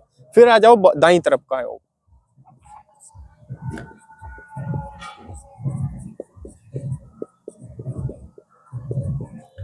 दाईं तरफ का योगफल। अब दाईं तरफ में देखेंगे कौन कौन है, ये दो हैं, 2He4 का द्रव्यमान कितना है, ये है, ये लिख देंगे 4.002604, ठीक है। फिर प्लस और क्या है 1H3 का द्रव्यमान देखेंगे, 1H3 का द्रव्यमान कितना है, ये है 3.016049, ठीक है। इन दोनों को अब जोड़ देंगे ऐसे ही, तो जोड़ेंगे क्या आएगा, जोड़कर 4.002604, ये है। इसमें जोड़ना क्या है 940610.3, ये जोड़ना है। तो 9 और 4 13, 13 का 3 हासिल 1 5 6 6 2 8 1 0.7, ठीक है, ये आ जाएगा। तो यही हम यहाँ पर लिख देंगे 7.018653, ठीक है, ये आ जाएगा, ठीक है। U लगा दो, AMU होता तो AMU लगा देते, ठीक है। क्लियर है यहाँ तक, तो कोई दिक्कत नहीं है। चलिए अब क्या करेंगे, हम काट देंगे इसकी, हम क्या निकाल लेंगे, द्रव्यमान अक्षति निकाल लेंगे। क्या निकाल लेंगे, द्रव्यमान अक्षति, यानी डेल M निकाल लेंगे। डेल M कैसे निकलेगी, बाईं ओर का द्रव्यमान माइनस दाईं ओर का द्रव्यमान, बाईं ओर का द्रव्यमान माइनस दाईं ओर का द्रव्यमान,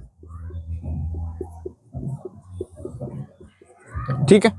तो बाईं ओर का द्रव्यमान ये आया टोटल 7.023791, माइनस का चिन्ह है, माइनस का चिन्ह लगा देंगे, और दाईं ओर का द्रव्यमान ये आया 7.018653, ठीक है। माइनस कर देंगे इसमें से घटाएंगे तो क्या आएगा देखते हैं, ठीक है। इसमें से इसे घटाएंगे क्या आएगा, यहाँ पर कर देता हूं मैं 7.023791, वैसे क्या घटाएंगे 7.018653, माइनस कर रहे हैं, ठीक है। इधर बन जाएगा, इधर से लेंगे हासिल 11, 11 में से 3 गए, कितने बचेंगे 8, यहाँ पर कितने रह जाएंगे 8, 8 में से 5 गए 3, यहाँ 7 में से 6 गया 1, यहाँ एक इधर से हासिल ले लेंगे 13, 13 में से 8 गए 5, ठीक है। 13 में से 8 गए, कितने बचेंगे 5, और यहाँ पर 1 1 0, यहाँ भी 0.0, अब तो 0 ही है 0. ठीक है, ये आ जाएगा। क्लियर है ना सब। 11 में से 3 गए, 11 में से 3 घटाएंगे तो कितने बचेंगे 8 ही बचेंगे। कितने बचेंगे 11 में से 3 घटा के 8 बचेंगे। क्लियर है, ठीक है। यहाँ तक तो आ जाएगा आपके पास 0.005138। क्लियर है यहाँ तक तो भाई, कोई दिक्कत तो नहीं है। चलिए आगे बढ़ते हैं, यहाँ तक तो बिल्कुल ठीक है। अब ये आ गया आपके पास ये, ठीक है, अब इसमें क्या करेंगे हम, क्या करेंगे इसमें 931 से गुणा कर लेंगे। क्या कर लेंगे, 931 से गुणा करेंगे तो आ जाएगी हमारे पास ऊर्जा। ठीक है, ऊर्जा कब आएगी, 0.05138 को किससे गुणा करेंगे, 931 से गुणा करेंगे।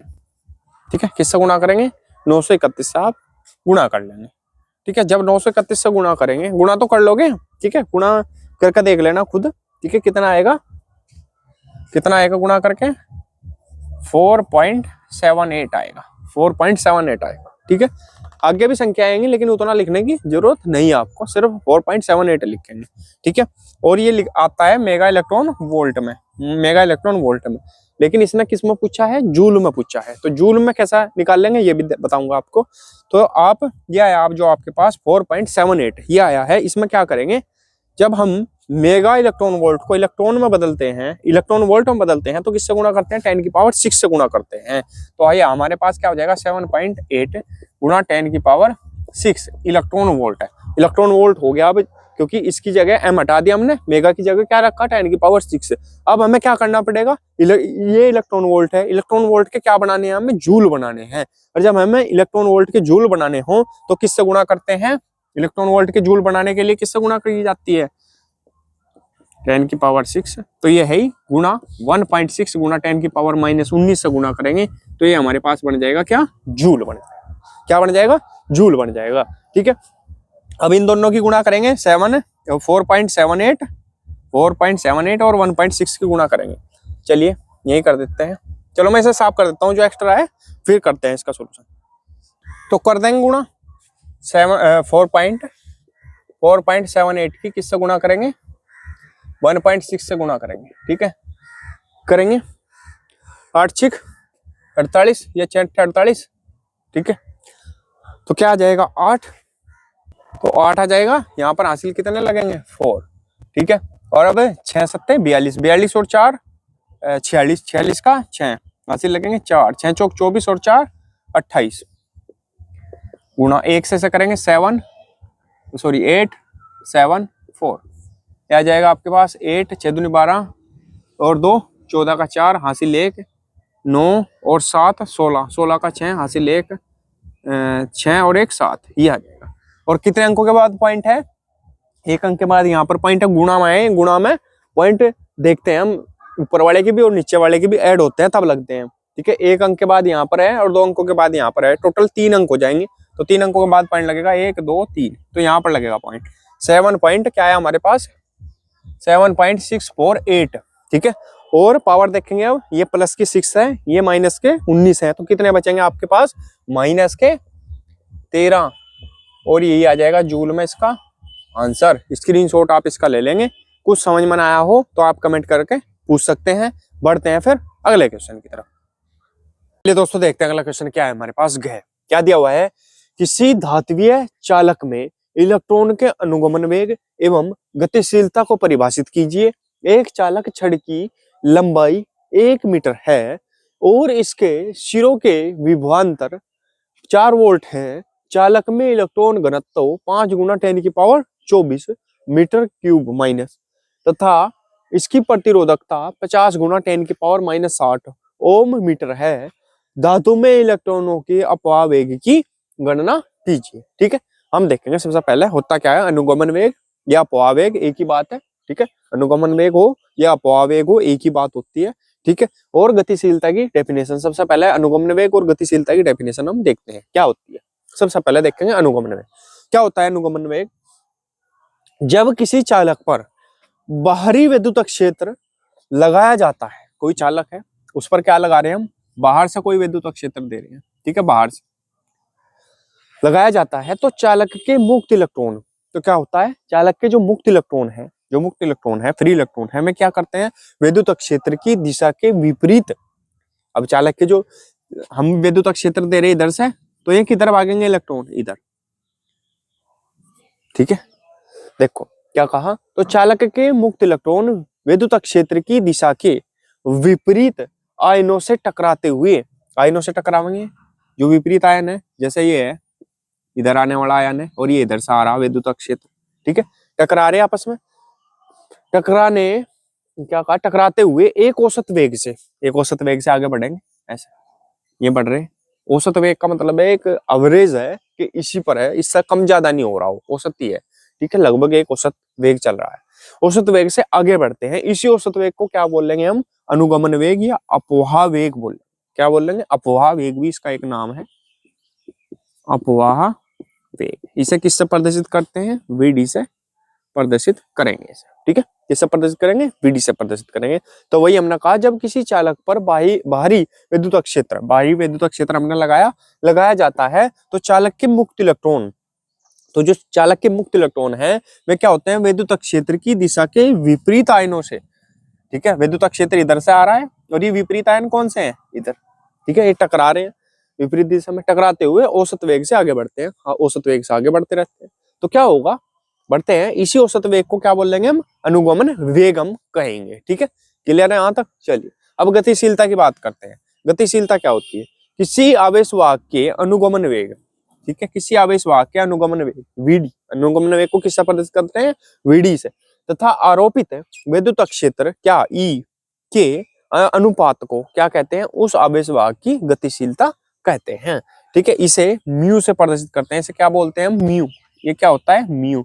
तो म्यू बराबर फॉर्मूला भी आपके पास क्या बन जाएगा, वीडी बटा ई, वीडी बटा ई, यानी इन दोनों का जो अनुपात है वो क्या कहलाएगा, म्यू कहलाएगा, वीडी और ई का, ठीक है। इसे क्या लिख सकते हैं, वीडी और ई को, वीडी बटे ई को क्या लिखा जा सकता है, वीडी अनुपात ई। तो क्या लिख सकते हैं, अगर डेफिनेशन भी याद ना रहे, कि वीडी और ई के अनुपात को, वीडी क्या है, अनुगमन वेग वीडी तथा ई, विद्युत क्षेत्र ई के अनुपात को क्या कहते हैं, हम गतिशीलता कहेंगे, इसे म्यू से प्रदर्शित हम करते हैं, ठीक है, सिंपल सी बात है। स्क्रीनशॉट इसका ले लेंगे, कुछ समझ में आया तो आप कमेंट करके पूछ सकते हैं। बढ़ते हैं अगले क्वेश्चन की तरफ। अगले क्वेश्चन क्या, अभी तो न्यूमेरिकल रह रहा है इसका, ठीक है, इसका न्यूमेरिकल करेंगे, अंकित पर्सन, इसे यहाँ तक स्क्रीनशॉट ले लेंगे, बढ़ेंगे फिर इसे सोल्व करेंगे। चलिए अब करेंगे इसका सोल्यूशन। क्या दिया हुआ है हमारे पास, एक चालक छड़ की लंबाई 1 मीटर है और इसके सिरों के विभवांतर 4 वोल्ट है। चालक में इलेक्ट्रॉन घनत्व 5 गुना 10⁻24 मीटर क्यूब माइनस तथा इसकी प्रतिरोधकता 50 गुना 10⁻8 ओम मीटर है। धातु में इलेक्ट्रॉनों के अपवेग की गणना कीजिए, ठीक है। इलेक्ट्रॉन घनत्व दिया हुआ है हमारे पास, सबसे पहले देखेंगे क्या दिया हुआ है। एक में छड़ की लंबाई दी हुई है 1 मीटर, यानी एल का मान दिया हुआ है हमारे पास 1 मीटर, ठीक है भाई। फिर और इसके सिरों के बीच विभवांतर कितना है, 4 वोल्ट है, तो यानी V बराबर कितना दिया हुआ है, 4 वोल्ट आपको दिया हुआ है, ठीक है। फिर इसने क्या कहा, जो इसकी प्रतिरोधकता है कितनी है, इसकी प्रतिरोधकता 50 गुना 10⁻⁻8 है। प्रतिरोधकता को प्रदर्शित करते हैं रो से, रो बराबर कितना दिया हुआ है, 50 गुना 10⁻⁻8 ओम मीटर, ठीक है। और धातु में इलेक्ट्रॉनों के अपवेग की गणना करनी है और इलेक्ट्रॉन घनत्व को प्रदर्शित करेंगे n से, कितना दिया हुआ है, 5 गुना 10⁻24 मीटर माइनस क्यूब, ठीक है। अब इसे सोल्व करेंगे, ये दिया हुआ है। अब अपवेग बताना है, ठीक है, अपवेग या अनुगमन वेग एक ही बात है, फॉर्मूला हम लगाएंगे इसमें, वीडी बराबर v बटा NE रो L, ठीक है। डायरेक्ट फॉर्मूला लिखेंगे और इसका सॉल्यूशन करेंगे, ठीक है। चलिए करते हैं इसका सॉल्यूशन। अब VD बराबर, V का मान कितना है आपके पास, 4 बटा N का मान कितना है, N का मान रखेंगे 5 गुना 10⁻24 गुना E का मान कितना होता है 1.6 गुना 10⁻⁻19, ये पता है आपको, E का मान -19, ठीक है। और रो का मान कितना है 50 गुना 10⁻⁻8, ठीक है, ये है। L का मान कितना है 1, एक ही बात है, ठीक है। अब देखते हैं हम क्या होता है। एक अंक के बाद पॉइंट है, पॉइंट हटा लेंगे और 0 बढ़ा लेंगे, तो ये हो जाएगा 40, ये हो जाएगा 16, क्योंकि पॉइंट तो हट चुका अब इसका, ठीक है। और जब पॉइंट हट चुका तो इस 0 से ये 0 साफ हो जाएगी, ये क्या रहेगा 4 से 16 से काटेंगे, 4 को काटेंगे 16 से, क्या हो जाएगा, 16 को 4 से काटेंगे, 4 चौक 16, 4 आ जाएगा, क्लियर। तो ऊपर क्या बचेगा, अब यहाँ पर क्या बचेगा 1 बटा, ऊपर तो 1 आ जाएगा और बटा अब इनकी गुणा कर लेंगे, 5 चौक 20 और 20 पंजा 100, 20 पंजा 100, 100 आ जाएगा। ठीक है, क्लियर है यहाँ तक, 100 आ जाएगा। और गुणा गुणा ये 24 प्लस का और 19 माइनस के, कितने बचेंगे प्लस के। ये एक काम करो, अभी 10 की पावर 24 ही लिखो, कंफ्यूज ना हो जाओ। माइनस के 19 है, ये 8 भी माइनस के हैं, माइनस माइनस कितने हो जाएंगे, माइनस के 19 और 8 26 27 27 सॉरी 27, 10 की पावर माइनस के 27। ठीक है, क्लियर है यहाँ तक। तो चलिए अब ये कितने बचेंगे यहाँ पर, ये देखेंगे कितने बचेंगे, 1/100। 100 को क्या लिख सकते हैं, 10 की पावर 2 प्लस के, ये लिखा जाता है 100 को, क्या लिखा जाता है 10 की पावर 2। 100 का मतलब क्या है, 10 गुना 10। ठीक है, और 10 की पावर 2 का मतलब क्या है, 10 गुना 10 यानी 100। ठीक है, गुणा, अब देखो कितने बचेंगे यहाँ, ये 24 है और ये है 27 माइनस के, कितने बचेंगे, 3 बच जाएंगे माइनस के 3, 24 प्लस के हैं, 27 माइनस के हैं। क्लियर। अब ये 2 प्लस के हैं, 3 है माइनस के, तो 1 बचेगा माइनस का। ठीक है, तो माइनस का क्या बचेगा, 1, 10 की पावर माइनस, ये तो बचेगा, दिख रहा ना भाई, क्लियर है सबको। हाँ चलिए, तो 10 की पावर माइनस का 1 आपके पास ये बच जाएगा। क्लियर है यहाँ तक। तो चलिए अब इसे जब ऊपर लेके जाएंगे 10 की पावर -1 को, तो ये हो जाएगा प्लस का 10, यानी प्लस की 10 की पावर 1। ठीक है, तो यानी 10, 1 को क्या लिखेंगे, 10 की पावर 1 का मतलब 10, मात्रक लगा देंगे मीटर प्रति सेकंड, यही इसका क्या हो जाएगा, आंसर हो जाएगा। स्क्रीनशॉट आप इसका ले लेंगे, कुछ समझ में ना आया हो तो आप कमेंट करके पूछ सकते हैं। बढ़ेंगे अगले क्वेश्चन की तरफ। चलिए दोस्तों देखते हैं अगला क्वेश्चन क्या है हमारे पास। अथवा में दिया हुआ क्वेश्चन है भाई, या तो वो करना था इससे पहले वाला या ये करना था। ठीक है, क्या है, अनुचुंबकीय, प्रतिचुंबकीय तथा लोहचुंबकीय पदार्थों को परिभाषित कीजिए। ठीक है, मोस्ट इंपोर्टेंट क्वेश्चन है, उस चैप्टर में सिर्फ ये एक क्वेश्चन है और उसी से क्वेश्चन बनता है। ठीक है, कभी तो वो अनुचुंबकीय और प्रतिचुंबकीय पूछ लेता है, कभी वो प्रतिचुंबकीय लोहचुंबकीय पूछ लेता है, कभी वो तीनों पूछ लेता है। ठीक है, तो ये आपको बहुत अच्छे तरीके से याद रखना है। ठीक है, ये क्वेश्चन हमने करा दिया था सेट नंबर 1 में, चौथे के गे में। ठीक है, 4th का गे जो क्वेश्चन था उसमें हमने इसे सोल्व करा दिया था, बहुत ही सिंपल तरीके से आपको समझाया गया था। स्क्रीनशॉट ले लेंगे, वहां से आप इसे कर लेंगे। बढ़ते हैं अगले क्वेश्चन की तरफ। चलिए दोस्तों देखते हैं अगला क्वेश्चन क्या है हमारे पास। खंड ये है, चल गया भाई ये। ठीक है, क्वेश्चन नंबर 6 है, हाइगेंस के द्वितीयक तरंगिकाओं का सिद्धांत लिखिए तथा इसके आधार पर प्रकाश अपवर्तन के नियमों को समझाइए। ये भी मोस्ट इंपोर्टेंट क्वेश्चन है। आपको पता लग रहा है कि कितनी बार ये क्वेश्चन रिपीट हो गया। ये क्वेश्चन हमने अब भी करा दिया और 2025 में ही रिपीट हो गया। कौन से में कराया था, सेट नंबर 3 में। कौन सा क्वेश्चन था ये, 7। सेट नंबर 3 में 7 क्वेश्चन था ये हमने करा दिया था। ठीक है, बहुत ही अच्छे तरीके से समझा दिया था। तो आपको इससे आइडिया लग रहा है कि कितने क्वेश्चन ऐसे हैं जो 2025 में ही रिपीट हो रहे हैं, मतलब हर सेट में पूछे जा रहे हैं। तो वे क्वेश्चन कितने मोस्ट इंपोर्टेंट है। ठीक है, इस चीज का आइडिया आपको लग चुका होगा कि अनसोल्ड पेपर जो है वो आपके लिए कितना इंपोर्टेंट रहने वाला है। ठीक है, स्क्रीनशॉट ले लेंगे, वहां से आप इसे करेंगे। ठीक है, इसलिए मैं कह रहा हूँ कि सेट नंबर 1 से देखते आइए सीरियल वाइज, तो आपके लिए बहुत ज्यादा बेनिफिट होगा, बहुत ज्यादा अच्छा होगा। स्क्रीनशॉट ले लेंगे, बढ़ेंगे अगले क्वेश्चन की तरफ। चलिए दोस्तों देखते हैं अगला क्वेश्चन क्या है हमारे पास, अथवा में। ठीक है, अथवा में दिया गया था या तो वो करना था या फिर ये करना है। ठीक है, तो क्या दिया हुआ है क्वेश्चन, प्रकाश के व्यतिकरण एवं विवर्तन में अंतर समझाइए। यंग के द्विध्रुवी प्रयोग में व्यतिकरण पट्टियों की चौड़ाई का व्यंजक लिखिए, लिखना है, सिद्ध नहीं करना, तथा इस पर झिर्रियों के बीच अंतर तथा प्रयुक्त प्रकाश की तरंगदैर्ध्य के प्रभाव को समझाइए। ठीक है, तरंगदैर्ध्य का क्या प्रभाव पड़ता है और अंतर का क्या प्रभाव पड़ता है झिर्रियों के बीच का। ठीक है, वो हमें बताना है क्या प्रभाव पड़ता है। एक एक लाइन का है, ज्यादा बड़ा नहीं है, बिल्कुल सिंपल सा लिखेंगे, बिल्कुल आसान तरीके से समझने का प्रयास करेंगे। ठीक है, सबसे पहले हम देखते हैं प्रकाश के व्यतिकरण और विवर्तन में अंतर क्या होता है। तो एक तरफ व्यतिकरण लिखेंगे, एक तरफ विवर्तन लिखेंगे। क्या लिखेंगे, नंबर 1 सबसे पहले यंग का द्विध्रुवी प्रयोग। ये जो है व्यतिकरण क्या है, यंग के द्विध्रुवी प्रयोग से संबंधित है। ठीक है, इसका पहला विवर्तन एकल झिर्री विवर्तन से संबंधित है। ठीक है, विवर्तन क्या है, एकल झिर्री विवर्तन से संबंधित है। क्लियर है पहला टॉपिक। फिर इसके बाद आते हैं दूसरे, इसमें क्या है, 2 या 2 से अधिक तरंगे, 2 या 2 से अधिक तरंगे एक दूसरे पर अध्यारोपित होती है। एक दूसरे पर अध्यारोपित मतलब क्या है कि ये तरंगे हैं, ये इस पर चढ़ रही, ठीक है, इसके ऊपर है पूरी, ये ऐसे, ये क्या हो रही, अध्यारोपण हो रहा है, मिल रही है ये। ठीक है, अध्यारोपण हो रहा है या अध्यारोपित होती है, एक ही बात है। 2 या 2 से अधिक तरंगे एक दूसरे पर अध्यारोपित होती हैं। ठीक है, ये ये तो दो या दो से अधिक तरंगे हैं, इसमें दो या दो से अधिक तरंगे नहीं है, इसमें एक ही तरंग है।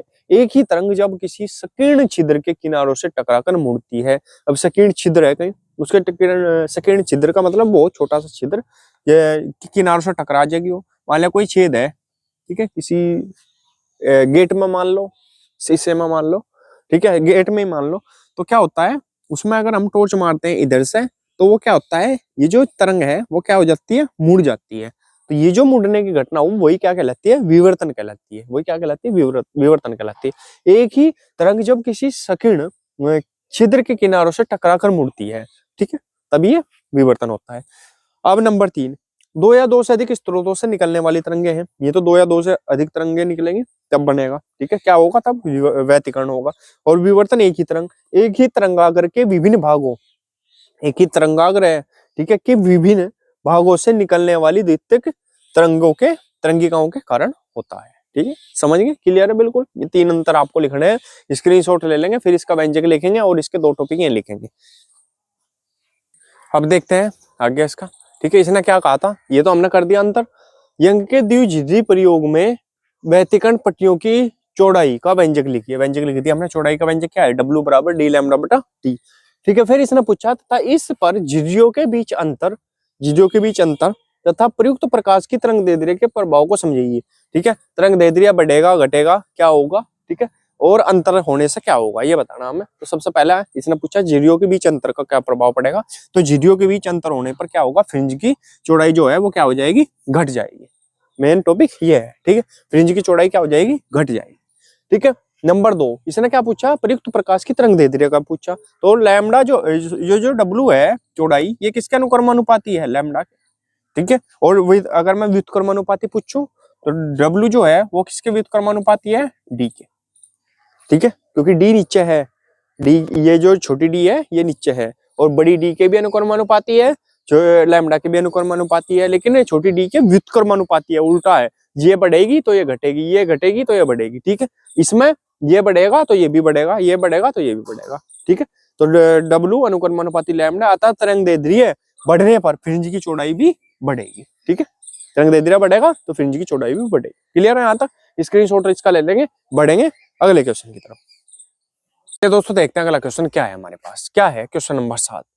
प्रकाश विद्युत प्रभाव की परिघटना प्रकाश की किस प्रकृति की पुष्टि करती है।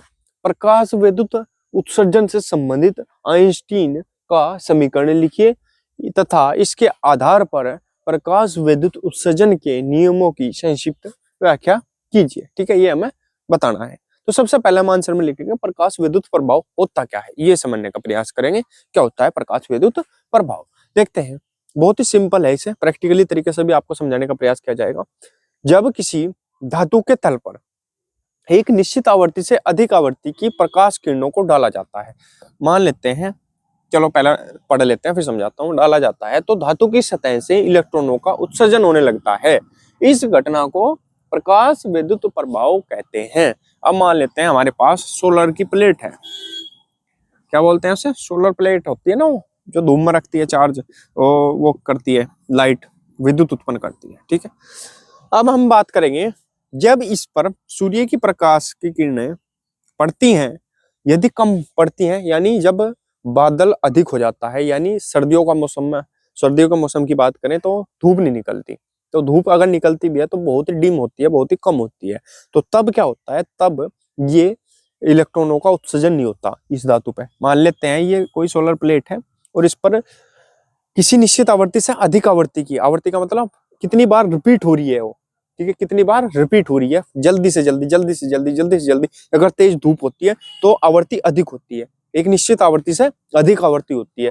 ठीक है, तो जब आवृत्ति अधिक होगी तो उतने ही ज्यादा इलेक्ट्रॉनों का उत्सर्जन होगा इनमें से, और जब इलेक्ट्रॉनों का उत्सर्जन होगा तो विद्युत ज्यादा बनेगी, यानी करंट ज्यादा उत्पन्न होगा। ठीक है, तो इसलिए जब कम धूप होती है तब इलेक्ट्रॉनों का उत्सर्जन नहीं होता, जिसकी वजह से इलेक्ट्रिक यानी लाइट भी उत्पन्न नहीं होती।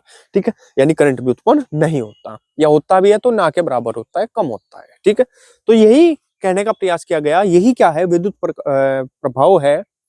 क्या है, जब किसी धातु के तल पर एक निश्चित आवृत्ति से अधिक आवृत्ति की प्रकाश किरणों को डाला जाएगा, एक निश्चित आवृत्ति से अधिक की डाला जाएगा, ठीक है, कम पे तो चलने का ही नहीं, करंट नहीं उत्पन्न होने का।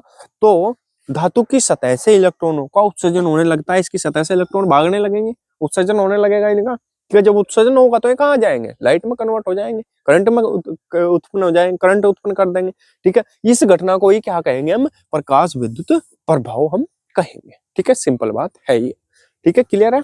अब इसका इसने क्या पूछा दूसरा, प्रकाश विद्युत उत्सर्जन से संबंधित आइंस्टीन का समीकरण लिखिए। आइंस्टीन का समीकरण क्या है, प्रकाश विद्युत उत्सर्जन से संबंधित 1/2 mv² बराबर hv माइनस v0, ठीक है। ये मोस्ट इंपोर्टेंट इक्वेशन है, ये ऑब्जेक्टिव में पूछ लेता है, 1 नंबर में पूछता है, इसलिए इसे अच्छे तरीके से याद रखेंगे, मोस्ट इंपोर्टेंट है। अब पढ़ते हैं हम, क्या करेंगे, प्रकाश विद्युत उत्सर्जन के नियमों का संक्षिप्त व्याख्या, ठीक है। इसका स्क्रीनशॉट ले लेंगे, बढ़ेंगे आगे। दोस्तों देखते हैं, अब हम लिखते हैं इसके नियम, ठीक है। प्रकाश विद्युत उत्सर्जन के नियमों की व्याख्या किसके आधार पर, आइंस्टीन समीकरण के आधार पर, आइंस्टीन समीकरण के आधार पर करनी है भाई ये, ठीक है। वो वैसे सिंपल ना लिख दिया उत्सर्जन की, इसमें स्पेशली बोला गया है आइंस्टीन समीकरण के आधार पर करनी है, तो उसी के आधार पर हम करेंगे, ठीक है। तो क्या है नियम इसका, नंबर 1, आपतित प्रकाश की, जो मोस्ट इंपोर्टेंट नियम है तीनों में ही लिखेंगे, ठीक है।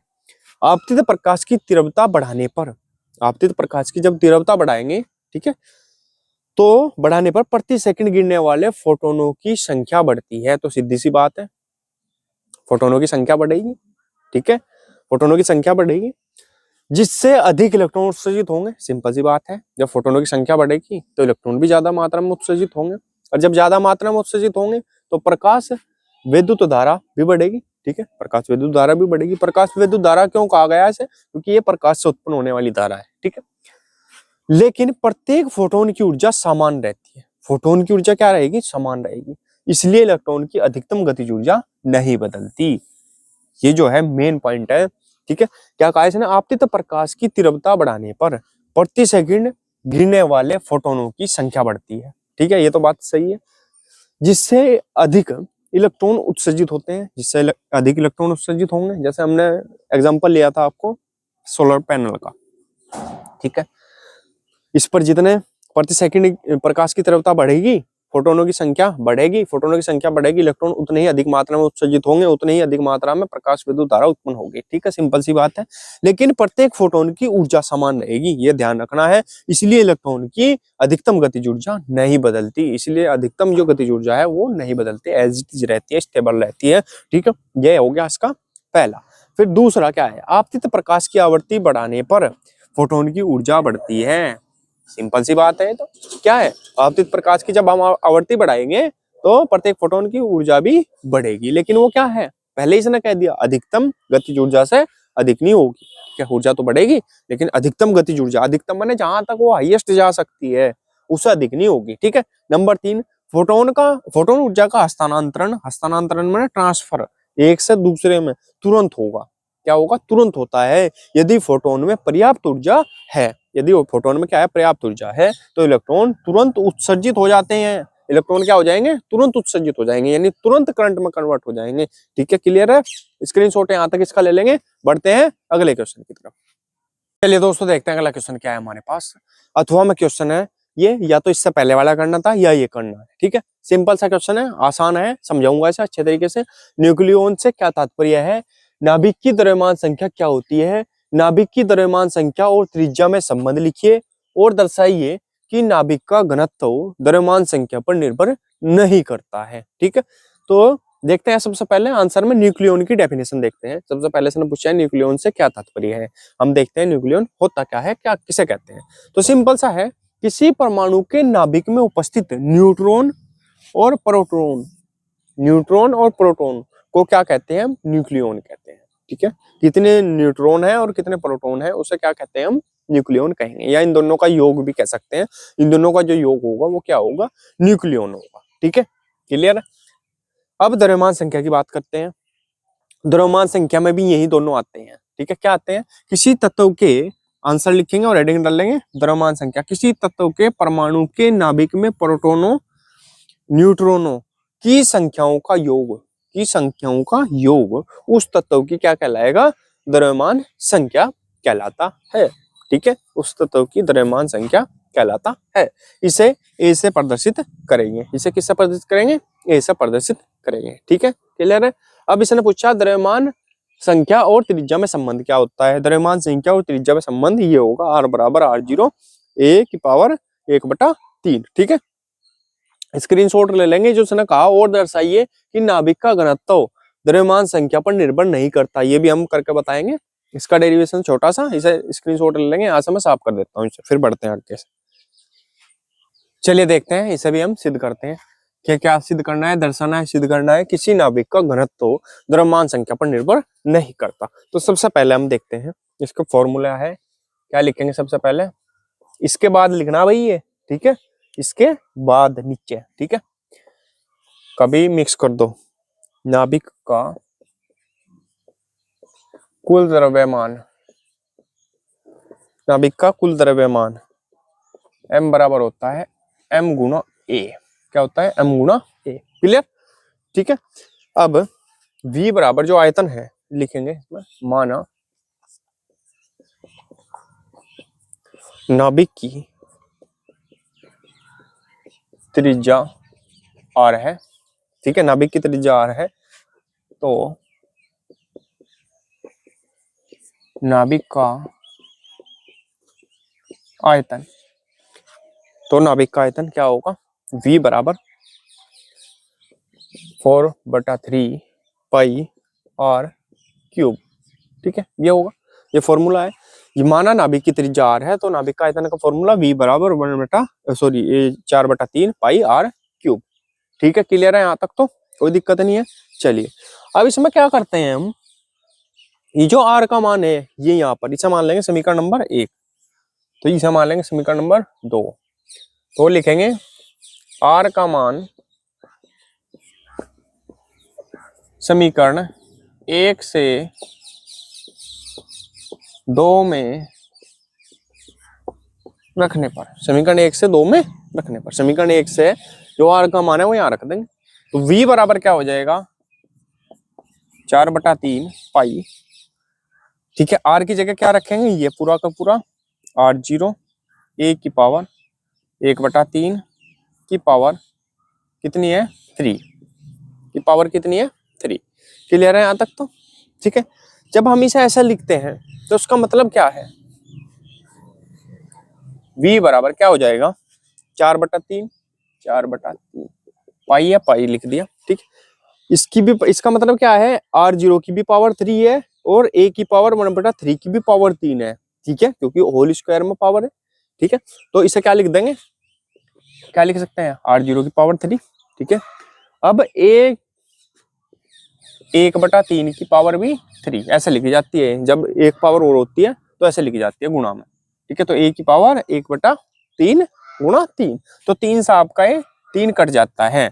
तो v बराबर आपके पास आ जाएगा 4/3 पाई R0 3a। ये क्या रह जाएगा? अकेला a की पावर 1 यानी a। क्लियर? तो v बराबर आ जाएगा आपके पास ये। ठीक है, अब नाभिक का जो घनत्व होता है रो बराबर क्या होता है? m/v। m/v घनत्व ही तो पूछा ना इसने, घनत्व का द्रव्यमान संख्या पर निर्भर नहीं करता। ठीक है, v। अब m का मान हमारे पास कितना है? m का मान ये है m गुणा a, तो ये रख देंगे m गुणा a बटा v का मान कितना निकाला हमने? ये 4/3 पाई R0 क्यूब a से आपका ये a कट जाएगा, तो रो बराबर आपके पास हो जाएगा m/4/3 पाई R0 3। ठीक है, तो इससे क्या साबित हो रहा? a है ही नहीं। जब रो के बराबर a है ही नहीं कहीं भी इधर फॉर्मूले में, तो इसका मतलब क्या है कि a निर्भर नहीं करता। तो हमने सिद्ध कर दिया। क्या कर दिया? लिख देंगे नाभिक का घनत्व, यहाँ लिखेंगे सबसे बाद में, नाभिक का घनत्व द्रव्यमान संख्या पर निर्भर नहीं करता, यही हमें प्रूव करना था। ठीक है, यही हमने प्रूव कर दिया। ठीक है, स्क्रीनशॉट ले लेंगे। कुछ समझ में आया तो आप कमेंट करके पूछ सकते हैं। ठीक है, बढ़ते हैं अगले क्वेश्चन की तरफ। चलिए दोस्तों देखते हैं अगला क्वेश्चन क्या है हमारे पास। 8वां, ट्रांसफॉर्मर किस सिद्धांत पर कार्य करता है? ऊंचाई और अपचाई ट्रांसफॉर्मर क्या होते हैं, ट्रांसफॉर्मर में होने वाली दो प्रमुख हानियों का उल्लेख कीजिए। एक, आदर्श ट्रांसफॉर्मर में प्राथमिक तथा द्वितीयक कुंडलियों में फेरों का अनुपात 10:1 है। प्राथमिक कुंडली में 220 वोल्ट की आपूर्ति है तथा द्वितीयक 220 ओम के प्रतिरोध से जुड़ी है, यानी दूसरी कुंडली जो है 220 ओम के प्रतिरोध से जुड़ी हुई है। प्राथमिक में प्रवाहित धारा का मान ज्ञात कीजिए, यानी पहली कुंडली में प्रवाहित धारा का जो मान है वो ज्ञात करना है। ठीक है, तो आंसर में लिखेंगे, जिसने पूछा सबसे पहले ट्रांसफॉर्मर किस सिद्धांत पर कार्य करता है। ये जो क्वेश्चन है ये वाइवा में पूछ लिया जाता है एग्जामिनर के द्वारा आपके प्रैक्टिकल में, तो आप ध्यान रखेंगे ट्रांसफॉर्मर अन्योन्य प्रेरण के सिद्धांत पर कार्य करता है। ठीक है, आंसर अब ऊंचाई, ऊंचाई और अपचाई। ऊंचाई ट्रांसफॉर्मर हेडिंग डाल लेंगे, सिंपल सी डेफिनेशन है, यह ट्रांसफॉर्मर निम्न विभव की उच्च धारा को उच्च विभव की निम्न धारा में परिवर्तित करता है। ऊंचाई ट्रांसफॉर्मर की प्राथमिक कुंडली में फेरों की संख्या कम, ये मेन है। ऊंचाई ट्रांसफॉर्मर की प्राथमिक कुंडली में फेरों की संख्या कम एवं द्वितीय कुंडली में फेरों की संख्या अधिक होती है। ठीक है, यही एक याद रखने का इस पर टॉपिक है ऊंचाई ट्रांसफॉर्मर में। ठीक है, इसका स्क्रीनशॉट ले लेंगे, बढ़ेंगे फिर आगे अपचाई ट्रांसफॉर्मर लिखेंगे। फिर चलिए देखते हैं अपचाई ट्रांसफॉर्मर क्या होता है। यह ट्रांसफॉर्मर उच्च विभव की निम्न धारा को निम्न विभव की उच्च धारा में परिवर्तित करता है। अपचाई ट्रांसफॉर्मर की प्राथमिक कुंडली में फेरों की संख्या अधिक, ठीक है, उल्टा होता है ना उसका, वह द्वितीय कुंडली में फेरों की संख्या कम होती है। ठीक है, ये इनमें अंतर है, यही याद रखेंगे आप। ठीक है, अब इसका न्यूमेरिकल है जो है ये करते हैं और हानि लिख लेंगे। हानि, हानियां कौन सी है, नंबर 1 तो है हानि, कौन सी लिखेंगे, हानि लो, हानि लिख लो, कौन सी हानि है, लो हानि। नंबर 2 होगी सेथिल्य हानि, दो ही तो लिखनी बस, बहुत है तो। ठीक है, यही बहुत है तो। चलिए अब करते हैं इसका न्यूमेरिकल का सॉल्यूशन। सबसे पहले हम देखते हैं क्या दिया हुआ है हमारे पास। ठीक है, इसने क्या कहा, एक आदर्श ट्रांसफॉर्मर में प्राथमिक तथा द्वितीय कुंडलियों में फेरों का अनुपात दिया हुआ है 10:1। तो ऐसा किससे प्रदर्शित करेंगे, एनपी बटे एनएस है। फेरों का जो अनुपात है वो दिया हुआ है, तो एनपी यानी प्राथमिक, प्राथमिक तथा द्वितीयक, पी लगाया, एन तो फेरों की संख्या, ये भी एन फेरों की संख्या, पी लगाया प्राइमरी यानी प्राथमिक के लिए, एस लगाया सेकेंडरी यानी द्वितीयक के लिए, बराबर कितना होगा 10/1, 10/1 है अनुपात। ठीक है, क्लियर है यहाँ तक, या इसे पहले ऐसे लिख लो, एनपी अनुपात, अगर नहीं समझ में आ रहा आपके, एनएस 10:1 दिया हुआ है। जब इसे बटे में लिखेंगे तो क्या लिखा जाएगा 10/1। क्लियर है यहाँ तक, कोई दिक्कत नहीं है। अब इसने दिया प्राथमिक कुंडली में 220 वोल्ट की आपूर्ति है, यानी प्राथमिक कुंडली में 220 वोल्ट की आपूर्ति है, यानी ईपी, पी दिया हुआ, पी माना प्राइमरी, प्राथमिक कुंडली में कितना है 220 वोल्ट, तथा द्वितीयक 220 ओम के प्रतिरोध से जुड़ा है, यानी आरएस, किसका, आरएस, प्रतिरोध को प्रदर्शित करेंगे, एस सॉरी आर है, एस लगा सेकेंडरी के लिए, द्वितीयक के लिए। ठीक है, कितना दिया हुआ है 220 ओम। क्लियर है यहाँ तक, से जुड़ी है प्राथमिक कुंडली में, प्राथमिक में प्रवाहित धारा का मान ज्ञात करना है। ठीक है, तो अब हमारे पास एक फॉर्मूला होता है, ईबी बटे ईएस बराबर एनपी बटे एनएस। ठीक है, तो इस फॉर्मूले का यूज करेंगे और हम निकाल लेंगे क्या दिया हुआ है हमारे पास, देखो एनपी भी है, एनएस भी है, ईपी भी है, ईएस निकाल देंगे। क्या निकाल देंगे, ईएस निकाल देंगे, रखेंगे। ईपी का मान कितना है 220, 220 रख दिया ईपी की जगह। ईएस का मान हमें निकालना है, बराबर ईपी क्या है 10 है और एनएस कितना है 1 है। ठीक है, क्लियर। चलिए क्रॉस मल्टीप्लाई कर लेंगे, इसके इसके साथ और इसकी इसके साथ। तो ईएस की 10 के साथ करेंगे तो ये हो जाएगा ईएस गुणा 10 बराबर 220 गुणा 1, 220 की 1 में गुणा करेंगे क्या आएगा 220 ही आएगा। तो ईएस बराबर, क्लियर दिख रहा है ना भैया, ईएस बराबर क्या हो जाएगा 220 बटा ये 10 कहाँ जाएगा इसके बटे में, इससे ये कट जाएगा, क्या आ जाएगा आपके पास 22/1 यानी 22 वोल्ट। तो ईएस आपके पास आ जाएगा 22 वोल्ट। क्लियर है यहाँ तक, ठीक है, ठीक है बिल्कुल। अब हमारे पास क्या पूछा इसने, प्राथमिक कुंडली में धारा पूछी, तो पहले आईएस निकालना पड़ेगा, यानी सेकेंडरी कुंडली में धारा निकालनी पड़ेगी। तो आईएस बराबर होता है ईएस बटे आरएस, ईएस बटे आरएस। ठीक है, आईएस निकाल देंगे। तो आईएस बराबर ईएस का मान कितना है, ईएस का मान है 22, RS का मान कितना है 220, ठीक है।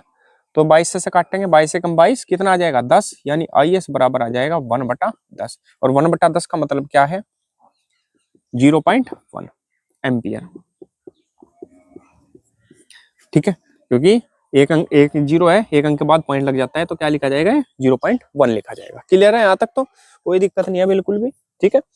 चलिए अब फॉर्मूला लगाएंगे, EP बटे ES बराबर IS बटे IP, ठीक है, IS बटे IP। अब EP भी है हमारे पास, ES भी है, IS भी है, IP निकालना, तो रखेंगे मान। EP कितना है, EP कहाँ भाई, ये है 220 बटा ES कितना है 22 बराबर IS कितना है 0.1 बटे IP कितना है, IP निकालना है, IP हमें निकालना है, ठीक है। क्लियर है। अब क्रॉस मल्टीप्लाई कर लेंगे इसके साथ, इसके साथ, ठीक है। तो क्या होगा जब IP की गुणा करेंगे 220 में, तो IP गुणा 220 बराबर 0.1 की 22 में करेंगे तो 0.1 गुणा 22। क्लियर है, कोई दिक्कत नहीं है यहाँ तक। अब IP बराबर क्या हो जाएगा 0.1 गुणा 22 बटा 220, ये होगा, ये बटे में चला जाएगा इसके, ठीक है। क्लियर है यहाँ तक। चलिए अब 22 से काटेंगे, 22 से कम 22 क्या आ जाएगा 10, तो ये आपके पास आ जाएगा बराबर 0.1, ऊपर तो बचेगा क्या 0.1, ऊपर तो 0.1 बचेगा और नीचे 10, तो एक अंक के बाद पॉइंट है, एक अंक के बाद यहाँ पॉइंट है, ठीक है। अब एक जीरो और है, तो एक अंक के बाद पॉइंट और इधर खिसक जाएगा, यानी पॉइंट हो जाएगा 2 अंकों के बाद, यानी 0.001 मात्रा क्या होगा एम्पियर, क्योंकि ये क्या है धारा, तो ये आ जाएगा इसका आंसर, ठीक है। स्क्रीनशॉट ले लेंगे, कुछ समझ में ना आया हो तो आप कमेंट कर सकते हैं। सॉरी एक ही तो 2 अंकों के बाद सरकेगा ना, तो एक तो 1 है ही और एक ही है 0.01, ठीक है एम्पियर, ये इसका आंसर आ जाएगा। स्क्रीनशॉट ले लेंगे, कुछ समझ में ना आया तो आप कमेंट करके पूछ सकते हैं। बढ़ते हैं अगले क्वेश्चन की तरफ। चलिए दोस्तों देखते हैं अगला क्वेश्चन क्या है हमारे पास। ये इसके अथवा में था, मतलब या तो वो करना था या ये करना था, ठीक है। क्या था, विद्युत संधारित्र क्या है, समांतर प्लेट संधारित्र की धारिता का व्यंजक प्राप्त कीजिए, धारिता किन बातों पर निर्भर करती है, ठीक है। तो सबसे पहले हेडिंग डाल लेंगे, आंसर लिखेंगे और हेडिंग डाल लेंगे विद्युत संधारित्र होता क्या है, जिसे हम आम भाषा में क्या बोलते हैं, कंडेंसर भी बोलते हैं, ठीक है। क्या बोलते हैं, कंडेंसर भी बोलते हैं, जो पंखों में लगा होता है ऐसे आकार का, ठीक है। छोटा भी होता है, बड़ा भी होता है, जो वोल्टेज को बड़ा, मतलब धारा को बढ़ाने का काम करता है, यानी तेजी से चलाता है चीजों को, ठीक है। ये क्या काम करता है, स्टोर करता है विद्युत को। तो विद्युत संधारित्र एक विद्युत घटक है जो विद्युत आवेश के रूप में ऊर्जा को विद्युत क्षेत्र में संग्रहित करता है। क्या करता है, संग्रहित में इकट्ठा करता है, इकट्ठा करेगा, खींचेगा, वो इकट्ठा करेगा, तभी तो पंखा पूरी तेज चलने लगता है जब उसे लगा देते हैं, और जैसे ही वो फूक जाता है तो पंखा धीमा हो जाता है, ठीक है। तो क्लियर है यहाँ तक। और ये जो अगला है, इसमें क्या कहा इसने, समांतर प्लेट संधारित्र की धारिता का व्यंजक प्राप्त कीजिए, इसकी धारिता किन किन बातों पर निर्भर करती है। ये सेट नंबर 2 चौथे के कै में हमने करा चुके हैं, सेट नंबर 2 चौथे का क्या है, इसमें आप देख सकते हैं, ठीक है। स्क्रीनशॉट ले लेंगे, बढ़ते हैं अगले क्वेश्चन की तरफ। दोस्तों देखते हैं अगला क्वेश्चन क्या है हमारे पास, क्वेश्चन नंबर 9। विद्युत चुंबकीय तरंगे क्या है, विद्युत चुंबकीय तरंगों के प्रमुख गुणों का संक्षिप्त विवरण दीजिए। विद्युत चुंबकीय तरंग के चुंबकीय क्षेत्र के दोलन का समीकरण By बराबर 8 गुणा 10⁻⁻6 sin 2 गुणा 10⁻⁻11 t प्लस 300 पाई x t है। तरंग की तरंग दे दी है तथा दोलनीय विद्युत क्षेत्र का समीकरण ज्ञात कीजिए, ठीक है। तो सबसे पहले लिखेंगे हम, देखो विद्युत चुंबकीय तरंगे क्या है, विद्युत चुंबकीय तरंगों के प्रमुख गुणों का संक्षिप्त विवरण कीजिए। ये हमने करा दिया था, कौन से सेट में कराया था, ये हमने कराया था सेट नंबर 2 में 3 के कै में, सेट नंबर 2 3 का कै जो क्वेश्चन है वहां पर आप इसे देख सकते हैं, यहाँ तक के क्वेश्चन को, कहाँ तक के, ये यहाँ तक के, ठीक है। यहाँ तक हमने वहां करा दिया था, गुण भी बता दिए थे इसके, गुण विशेषताएं अभिलक्षण एक ही बात है, और विद्युत चुंबकीय तरंगे क्या होती है ये भी हमने वहां बता दिया था। अब इसका करेंगे न्यूमेरिकल, ठीक है। न्यूमेरिकल क्या है, विद्युत चुंबकीय तरंग के चुंबकीय क्षेत्र के दोलन का समीकरण दिया हुआ है ये, ठीक है। तो इसकी तुलना किससे करते हैं हम, इसकी तुलना किससे करेंगे, मान लिया हमारे पास दिया हुआ By बराबर 8 गुणा 10⁻⁻6 साइन 2 गुणा 10⁻11 t प्लस 300 पाई x, 300 पाई एक्स टी, ये दिया हुआ है। ठीक है, इसकी तुलना किससे करेंगे? इसकी तुलना किससे करेंगे? बी वाई बराबर B zero sine omega T plus K X से करने पर, किससे करने पर? के एक्स से करने पर करेंगे। ठीक है, तो सबसे पहले जब बी जीरो देखेंगे हम, तो बी जीरो की तुलना करेंगे, तो बी जीरो किसकी जगह है? 8 गुना 10 की पावर -6, यानी बी जीरो की जगह क्या आएगा? बी जीरो किसके बराबर आएगा? 8 गुना 10 की पावर -6। ठीक है, क्लियर है? यहां तक तो कोई दिक्कत नहीं है। चलिए अब हम देखते हैं ओमेगा क्या है। ठीक है, के देख लो या क्या देख लेंगे हम? के बराबर क्या है? इसमें तुलना करने के बाद के बराबर हम क्या मिला? के बराबर हमें मिलता है ओमेगा टी के 300 पाई, 300 पाई मिल रहा है। ठीक है, लेकिन के बराबर जो होता है वो किसके बराबर होता है? के बराबर होता है, परंतु क्योंकि हमें क्या निकालना है? तरंग दैर्ध्य भी निकालना है। ठीक है, तो तरंग दैर्ध्य निकालने के लिए करना पड़ रहा है हमें। के बराबर होता है आपके पास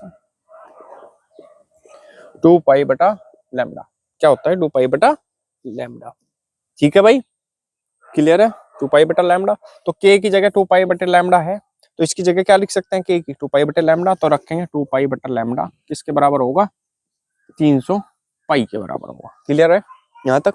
ठीक है, क्योंकि के बराबर 2 पाई बटा लैम्डा है, तो इसका मतलब के की जगह हम क्या रख सकते हैं? 2 पाई बटे लैम्डा। वही रखा हमने, 2 पाई बटे लैम्डा बराबर 300 पाई। क्लियर है यहाँ तक? क्लियर है यहाँ तक? चलिए अब पाई से पाई कट जाएगा, तो ये आ जाएगा 2 बटा लैम्डा बराबर 300। दिख रहा ना भाई? क्लियर क्लियर दिख रहा है। चलिए अब ये आ जाएगा, अब 2 से काटेंगे, क्या आ जाएगा? ये 150। तो क्या बचेगा आपके पास? 1 बटा लैम्डा बराबर कितना बचेगा? 150, यानी लैम्डा बराबर क्या आ जाएगा? 1 बटा 150।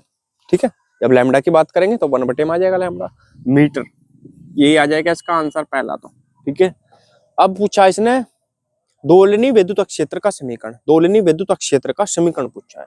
विद्युत क्षेत्र की समीकरण की बात की गई है, और ये वाई था, ये जेड है, तो ई जेड लगाएंगे और बाकी सब सेम रखा जाएगा। हमें क्या निकालना पड़ेगा? यहाँ पर ई जीरो निकालना पड़ेगा। ठीक है, क्या निकालना पड़ेगा? चलो पहले ई जीरो ही निकाल देते हैं। ई जीरो बराबर, यानी ई नोट बराबर सी बी जीरो होता है। क्या होता है? ई जीरो बराबर सी बी जीरो होता है। मान रख देंगे, तो सी का मान होता है 3 गुना 10 की पावर 8 गुना बी जीरो का मान कितना होता है? कितना दिया हुआ है? ये 8 गुना 10 की पावर -6 दिया हुआ है, दिया हुआ है। ठीक है, 8 या 24, तो हो जाएगा 24 गुना ये तो हो गया 8 या 24। ठीक है, और ये कितना दिया हुआ? 8 है प्लस के, 6 है माइनस के, तो कितने बचेंगे? प्लस के 2, प्लस के 2। ठीक है, क्लियर है? 2400 लिख सकते हैं ऐसे। ठीक है, 2400 लिख दो। क्यों लिखेंगे 2400? देखो ई जीरो बराबर कैसे लिखेंगे? 24 है गुणा 10 की पावर 2 को क्या लिख सकते हैं? 100, यानी बराबर 2400। 24 की 100 में गुणा करी 2400। ठीक है, क्लियर है? ई जीरो का मान आ गया आपके पास 2400। अब रखेंगे इसकी जगह, सिर्फ हमें कुछ नहीं करना, इसकी जगह ई जीरो रखना, ई जीरो का मान रखना है, यानी 2400, और फॉर्मूला सब यही बन जाएगा। ये वाई की टर्म में था, वो जेड की में आ जाएगा। ई जेड बराबर ई जीरो का मान 2400, बाकी सेम सब वही। साइन ओमेगा का मान कितना था? 2 गुना 10 की पावर 11 टी प्लस 300 पाई एक्स टी, यही इसका आंसर होगा। ठीक है, दूसरा आंसर इसका ये हो जाएगा। ठीक है, स्क्रीनशॉट आप इसका ले लेंगे। कुछ समझ में ना आया तो आप कमेंट करके पूछ सकते हैं। बढ़ते हैं अगले क्वेश्चन की तरफ। चलिए दोस्तों देखते हैं अगला क्वेश्चन, लास्ट क्वेश्चन है। ठीक है, ये उसके अथवा में था, या तो वो करना था या ये करना है। क्या था? दिष्टकरण का अर्थ समझाइए। पीएन संधि डायोड का प्रयोग कर पूर्ण तरंग दिष्टकारी का परिपथ आरेख बनाइए तथा इसकी क्रियाविधि का संक्षिप्त विवरण दीजिए। निवेशी एवं निर्गत विभव आई धारा का ग्राफीय निरूपण कीजिए। ठीक है, सबसे पहले आंसर लिखेंगे और राइटिंग कर लेंगे। दिष्टकरण होता क्या है? प्रत्यावर्ती धारा अथवा वोल्टेज का दिष्ट धारा, प्रत्यावर्ती धारा का काय में दिष्ट धारा अथवा वोल्टेज में परिवर्तन। ठीक है, प्रत्यावर्ती धारा को जब हम बदल रहे हैं दिष्ट धारा में, ठीक है, अथवा वोल्टेज में, तो वो परिवर्तन क्या कहलाता है? आपका दिष्टकरण कहलाएगा। बहुत ही सिंपल सी ये बात है। ठीक है, और ये जो है, जो पीएन संधि डायोड का प्रयोग कर पूर्ण तरंग दिष्टकारी का परिपथ आरेख बनाइए तथा इसकी क्रियाविधि का संक्षिप्त विवरण दीजिए। निवेशी एवं निर्गत विभव आई धारा का ग्राफीय निरूपण कीजिए। ये हमने करा दिया है सेट नंबर 1 और क्वेश्चन नंबर 6 में। सेट नंबर 1 है और सेट नंबर 1 का क्वेश्चन नंबर 6 है, उसमें हमने करा दिया है। ठीक है, आप वहां से कर सकते हैं। ठीक है, दोस्तों ये सेट हमने कंप्लीट कर लिया है। दोस्तों अगर वीडियो अच्छी लगी हो तो प्लीज वीडियो को लाइक कीजिए, कमेंट कीजिए और हमारे चैनल को सब्सक्राइब कीजिए और घंटी का बटन भी दबा लीजिए, जिससे आपको हमारी वीडियो की नोटिफिकेशन सबसे पहले मिल सके। मिलते हैं अगली वीडियो में, तब तक के लिए बने रहिए हमारे चैनल पर। धन्यवाद।